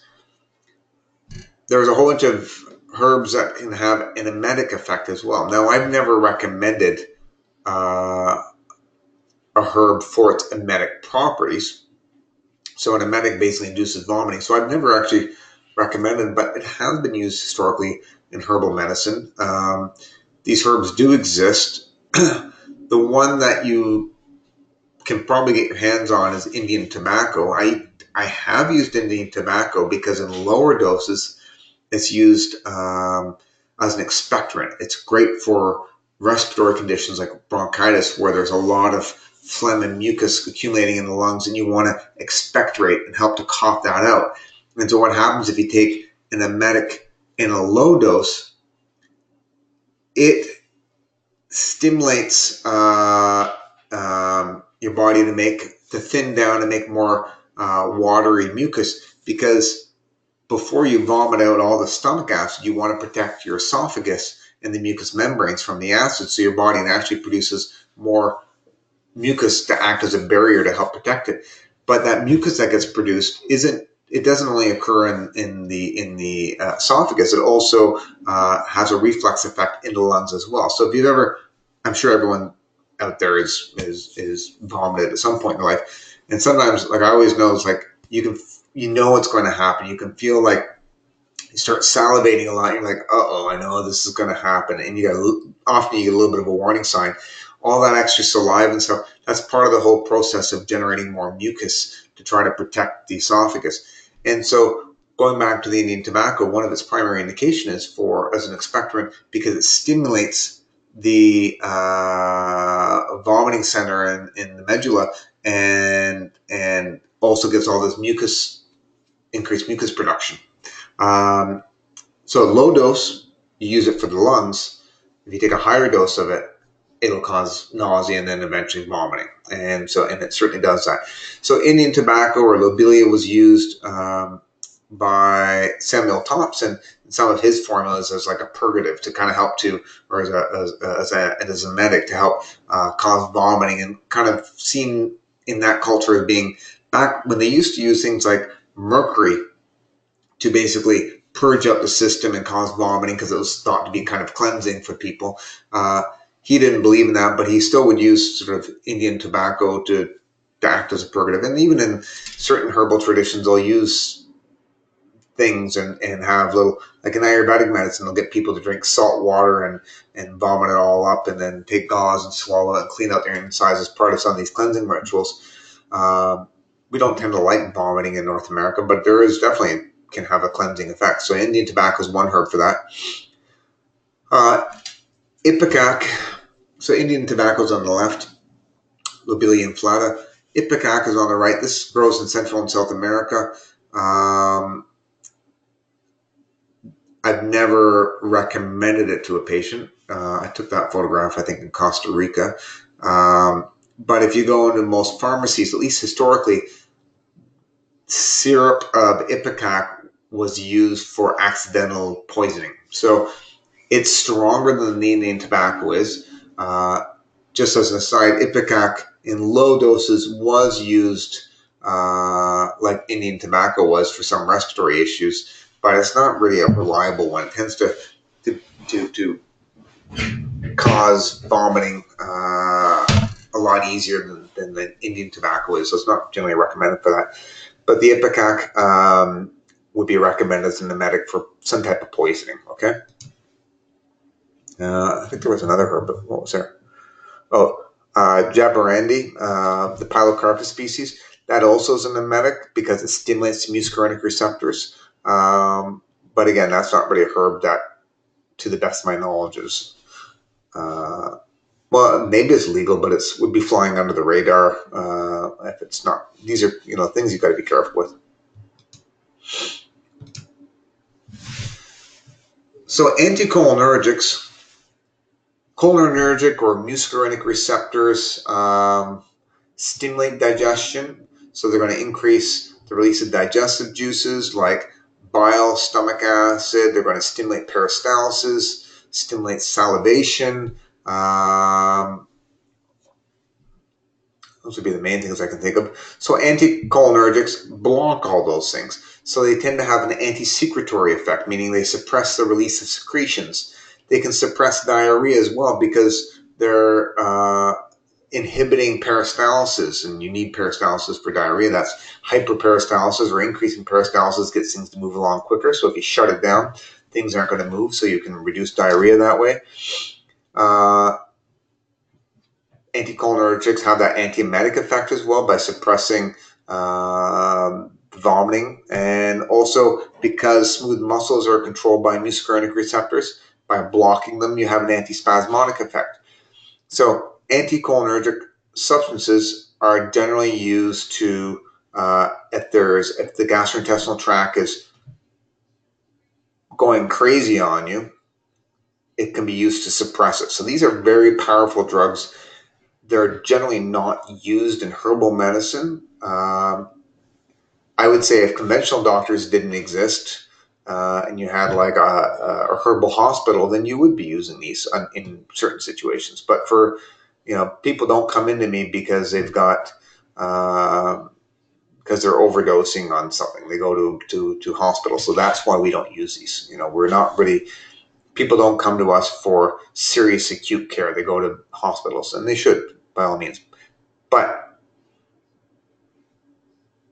deadly nightshade, Jimson weed are anticholinergics. They have a place historically in herbal medicine. They do work. They're just dangerous, and you have to use them with caution. And so they could be used for motion sickness, because the drugs certainly are used for motion sickness. They could be used for vomiting, and they could also be used for severe cramping pains, like a severe, someone's passing a gall stone or a kidney stone, that may provide some relief with that. So deadly nightshade on the left, and Jimson weed on the right. We've already talked about those in the safety lecture.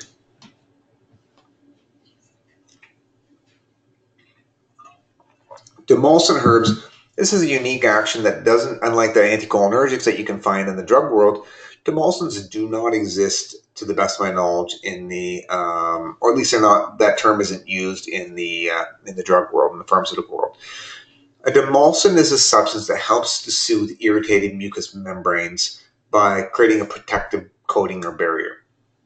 And so, when you hear anything that ends with an itis in the gastrointestinal tract, so it could be, for example, esophagitis, which is inflammation of the esophagus that can be associated with heartburn or reflux. It could be gastritis, which is inflammation of the stomach that could be caused by H. pylori infection or too much alcohol or certain anti-inflammatory drugs, or inflammation of the colon, colitis. So itis basically means inflammation. That's where you use a demulcent for it. It's primarily used for the gastrointestinal tract, but demulcents can also be used for inflammation in the respiratory tract, like with bronchitis or what else? Bronchitis would be the main thing. You could also use it for inflammation of the urinary tract, so things like cystitis, like a urinary tract infection, or maybe a bacterial type of cystitis. And so there are a number of herbs that can be used. Marshmallow and slippery elm are two classic demulcents that are rich in mucilage. And so when you consume a substance that contains mucilage, that mucilage absorbs water and turns into like a slimy, viscous substance that when you drink it, it helps to kind of coat the esophagus and the stomach and the intestinal tract to help create that protective barrier. So the way that marshmallow and slippery elm work is they basically have a direct effect on those mucous membranes by creating like a physical barrier. Now, licorice can also be used as a demulcent. Now, it differs in the marshmallow and the slippery elm is that it does not contain any mucilage. It doesn't contain fiber that turns into slimy water. If you add licorice to water and shake it up, you'll see saponins are in there, but you don't have any mucilage. There's no slime, okay? So how does it work if it doesn't directly coat it? The way that it does that is that it has an indirect effect. It actually stimulates the body to produce mucus. And it does so by affecting certain production of prostaglandins that are involved with mucus creation. And so if you take an anti-inflammatory drug like aspirin or ibuprofen, diclofenac or indomethacin, those drugs basically inhibit certain prostaglandins that are involved with the maintenance of the lining of the stomach. So they inhibit an enzyme called cyclooxygenase 1, which makes prostaglandins that help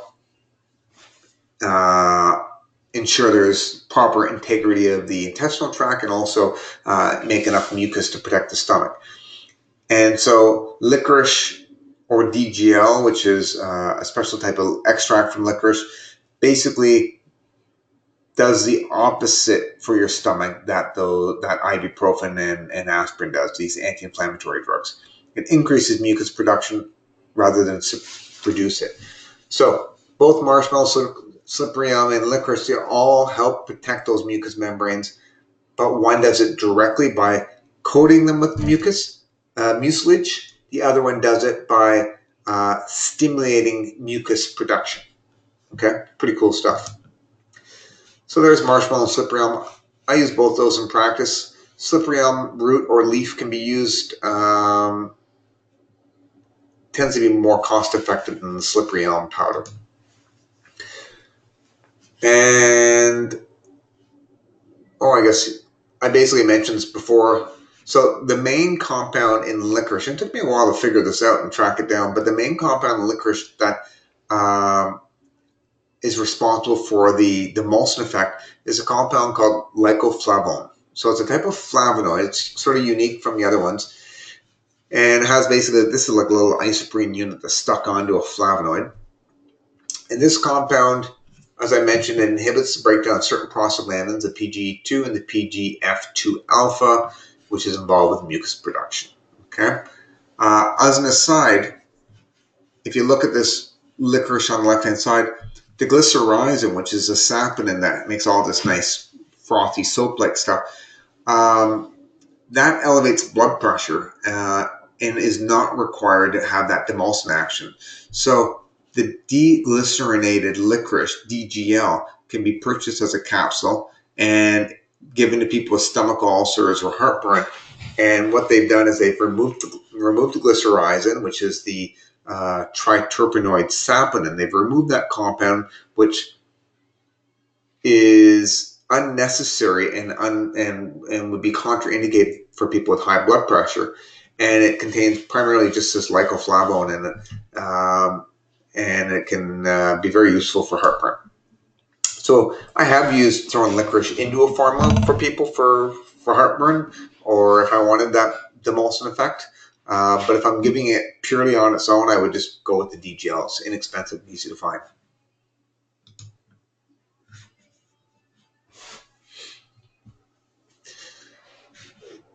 So something that is can occur in the stomach is stomach ulcers, or can also actually can occur anywhere in the gastrointestinal tract.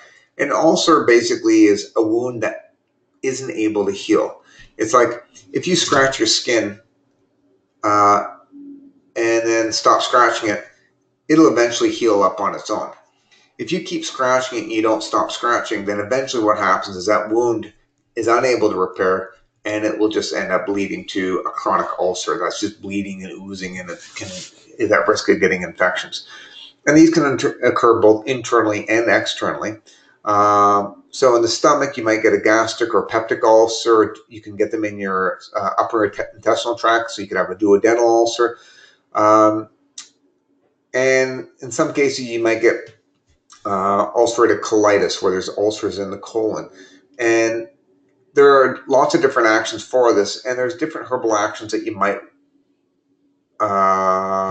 that can have an anti-ulcer effect. So demulcents can have a positive effect by helping to coat the esophagus with mucus. You can help speed up the healing, suppress stomach acid, there's astringent. So I'll get to these afterwards. So anti-ulcer or anti-ulcerogenic is an umbrella term for things that help prevent ulcer formation. And I think I showed you these slides already in the for the topical formulations ones. So dragon's blood, which is a mixture of an astringent and a vulnerary compounds in a latex, when applied topically, you can see how nicely it helps to heal up those ulcers and gives it an opportunity for those ulcers to heal. This same herb can be used internally for chronic diarrhea, colitis, ulcerative colitis, stomach ulcers. Presumably, it's going to do a very similar thing on the inside as it would on the outside, which is good.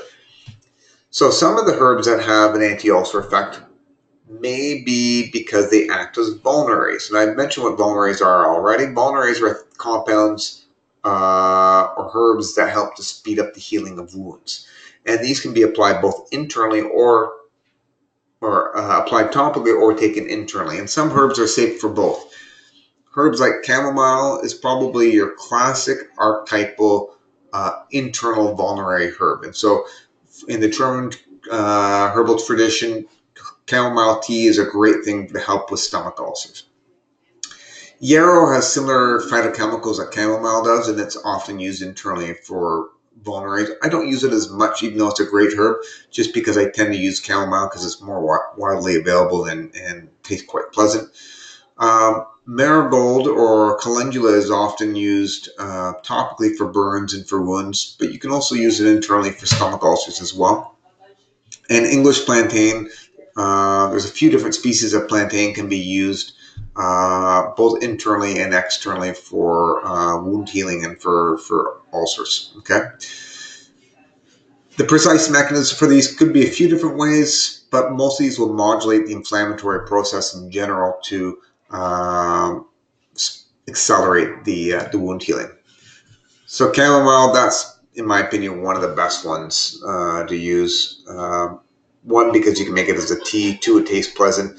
Three, it's easy to find. Four, it's cheap.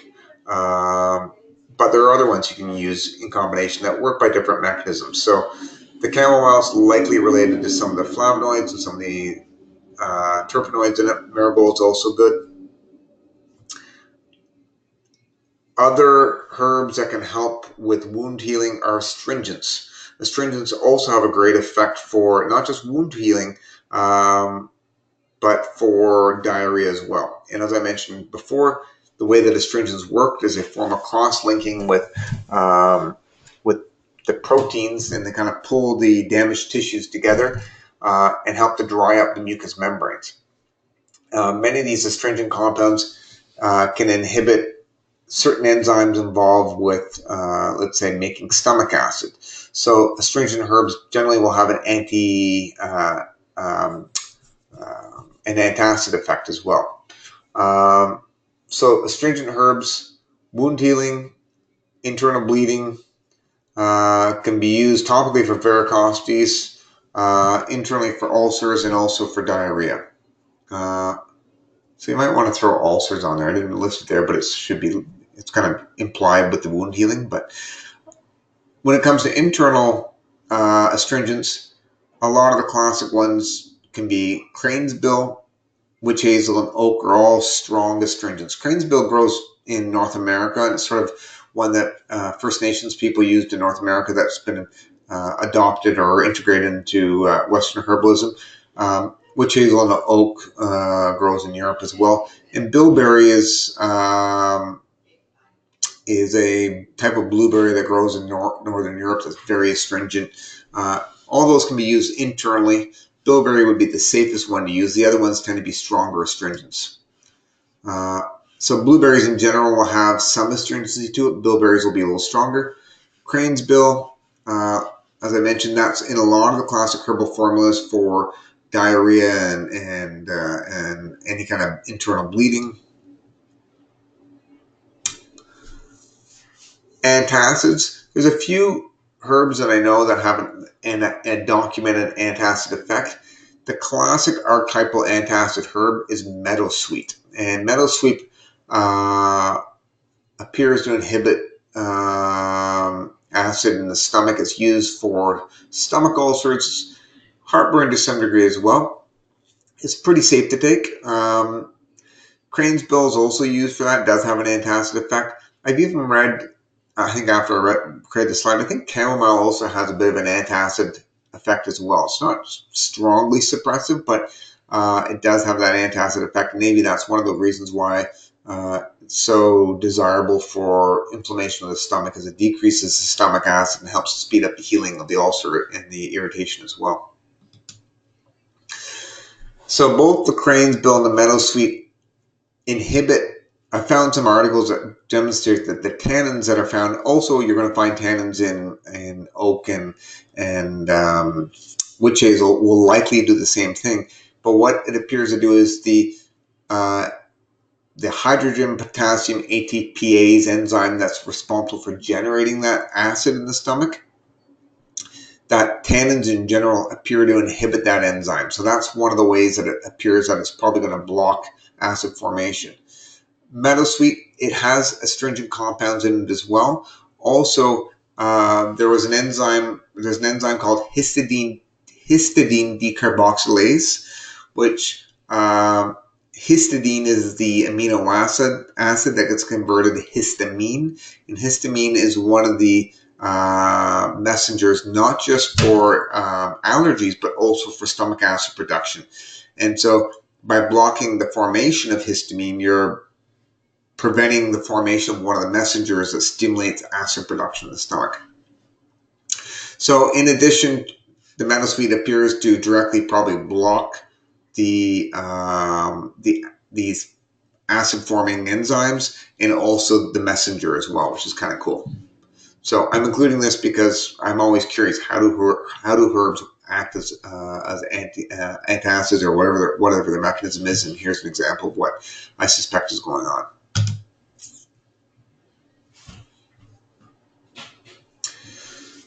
So when it comes to laxatives, there's a few different ways that substances can promote a bowel movement. So a laxative in general is something that's going to promote bowel movements. An osmotic laxative does so by pulling more water into the bowel, and it does that by increasing the amount of solutes in the bowel to pull water in. You basically create an osmotic gradient. I'm sure if you guys have ever taken chemistry, and you should have, you know about osmosis and how it works. So if you have certain types of salts or things dissolved in water or blood or wherever it is, it creates it can create an osmotic gradient that can pull water into that area. So the way that it works is if you have things like magnesium, if you eat a whole bunch of magnesium, magnesium is a classic osmotic laxative. There's a certain amount of magnesium that if you consume it, your body can't absorb it, so it stays in the bowel, pulls water in. By doing that, it's going to hydrate the bowel, increase the volume, and then lead to a bowel movement. And if you take too much, it will lead to diarrhea. Now, certain sugars like sorbitol is an alcohol-based sugar that your body doesn't absorb. And it's going to be found in high amounts in prunes and kiwis, but also fruits in general and some berries. So the way that prune juice acts as a laxative is it's not doing that because it's rich in fiber. Because if you look at prune juice, it's not that viscous. It doesn't have a lot of fiber in it. It does that because the prunes have a lot of the sorbitol in it, the sugar in it. And the sugar is, because it's an alcohol sugar and we don't tend to break down and absorb these alcohol sugars, it will act like magnesium does. It remains in the bowel and then it sort of pulls water into it to have that osmotic effect. Now, just another thing, vitamin C, if you've ever taken, let's say, too much vitamin C, like a few thousand milligrams or 5,000 milligrams or more in a day, one of the things that ends up happening is your body cannot absorb all that vitamin C in a single dose. And as a result, like sugar, like the sorbitol and the magnesium remains in the bowels, pulls water in, causes loose stools and diarrhea. And finally, consuming sugar in excess in general will also act as an osmotic laxative. So that might be, let's say, if you have you eat a whole bunch of Halloween candy. So this will happen with kids. They eat a whole bunch of Halloween candy. They get a stomachache. Then they get some diarrhea from it. And that's just because even with glucose and fructose and everything else, your body's pretty good at absorbing it. But if you eat enough of it, you won't be able to absorb it. It's going to pull the water in. Your gut flora is going to ferment it. It's going to, and then that can produce a lot of gas, and then it can also produce diarrhea if it gets into the bowels and pulls all that water with it. As an aside, lactose, for people that are lactose intolerant, it acts as an osmotic laxative. So your body can't absorb the sugar from milk, and then it basically just pulls water in the bowel and promotes a bowel movement that way. Okay, so osmotic laxatives are pretty safe, generally speaking. Not a lot of harm with. They don't really have a drug-like effect. They're having more of a like a mechanical effect or a chemical effect in the bowels. Okay, just by redirecting water. So the idea here is you get all those little dots recommend some kind of dissolved solute like magnesium or some kind of sugar. When you have all those guys in there, it creates an osmotic gradient. So the amount of solutes outside the lumen of the bowel is less than what's inside the lumen. So as a result, water in your blood, for example, or in your body flows into the bowels, which can lead to dehydration as well. But then you get that, isotonic gradient there, or a solution there in the middle. So that's how osmotic laxatives work. Bulk laxatives work by a different mechanism. They are rich in fiber and have a bulking agent. They create volume in the stool using some kind of solid. So when you eat a lot of fiber, it absorbs water, it bulks up in there. And when it bulks up, it stimulates stretch receptors in the lumen of the bowel that helps to promote peristalsis. Okay, so fiber helps to hydrate the stool, making it more of a liquid, assuming you're drinking enough water with it. But it also stimulates those stretch receptors and has a positive way that way. So you can take bulk laxatives as a supplement. the classic supplement would be psyllium husk, and there's commercial products like Metamucil, which is high in psyllium. They add some other things to do it as well. Or you can just consume it in your diet. For example, adding ground flax or chia seeds to your breakfast is one way to increase the amount of soluble fiber that you're getting, and that can help promote bowel movements and act as a bulk laxative. Aloe gel, so not the resin, but sometimes you'll see there's aloe drinks that you can buy at the grocery store. The gel in it acts as a bulk laxative because of the fiber content. Even eating things like apples, the apple pectin, the fiber in the apple will act as a bulk laxative. So bulk laxatives are great from an evolutionary standpoint. We used to eat a lot of fiber, so we do need quite a bit of fiber in our diet to help promote bowel movements. And so making sure you're eating your fruits and vegetables is great, and supplementing with a little bit of psyllium or ground flax can help promote bowel movements. In addition to helping with constipation or preventing constipation, bulk laxatives can also be useful for acute diarrhea because the fiber absorbs water and turns it into gel. So that means that if you've got chronic diarrhea or acute diarrhea, or even chronic, just diarrhea in general, it will give you better stool consistency. So that, I appreciate, if I put up my hand like this and I pour a glass of water into my hand, it's all going to slip through my fingers. But if I add a whole bunch of Jello to the water and then pour the Jello into my hand, I'll be able to hold on to the Jello much more effectively than I can holding on to just pure water. So appreciate, if you have diarrhea, instead of going to the washroom 15 times a day, you might reduce it to 4 or 5 times. You're not suppressing the diarrhea, you're just giving the person better bowel control in general, which can help prevent accidents. Now, as an aside, if someone hasn't had a bowel movement in several days, I don't generally recommend giving a bulk laxative, because if you take a big bolus of fiber and it starts expanding your gut, if the bowels aren't moving downstream and you've got all this fiber trying to, push its way through, it's going to cause a lot of discomfort and gas. And it's kind of like if you're on the 401 and traffic is slowed down, you can't just go and get a big 18-wheeler truck and just drive, 100 kilometers an hour and try to push through it. It's just not going to help promote traffic, so to speak. So the bulk laxatives helps maintain the traffic, but it doesn't actually, it's not ideal if there's a traffic jam in your bowels per se. Okay, psyllium's on the left. There's the flax, pretty little flower, on the right, and the seeds from that are used as a bulk laxative and also as a food. And then a stimulating laxative works different than the bulk laxatives and the osmotic laxatives. It has more of a drug-like effect where it targets certain transporters in the lumen of the bowel to stimulate an influx. It basically helps promote an influx of water into the bowel and to stimulate peristalsis. In low doses, it can act as a laxative. In high amounts, it acts as a cathartic or a purgative, which basically means it violently kind of evacuates the bowels. So there are 2 main types of classes of compounds used to stimulate as a stimulating laxative. Castor oil, which is a non-anthraquinone containing drug. Castor oil does it through one mechanism, and then there's the anthraquinone herbs like senna aloe resin, which is different than aloe gel. Different varieties of buckthorn, the cascara, elder buckthorn, rhubarb root, and yellow dock. These all contain anthraquinone glycosides. Some of them are stronger than other ones. Yellow dock and rhubarb is a lot more gentle than senna is and aloe resin is, but they all have that stimulating effect. Let me just see. I don't know how many more slides I got before.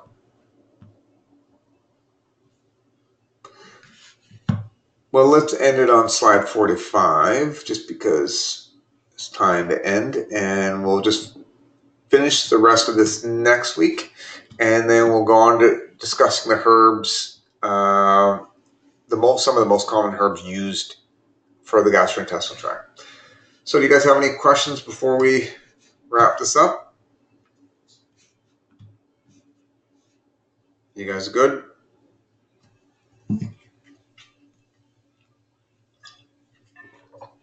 No questions? Then I will leave you guys for now. I hope you guys have a great week. Thank you. And we will see you next time. Okay? Bye for now.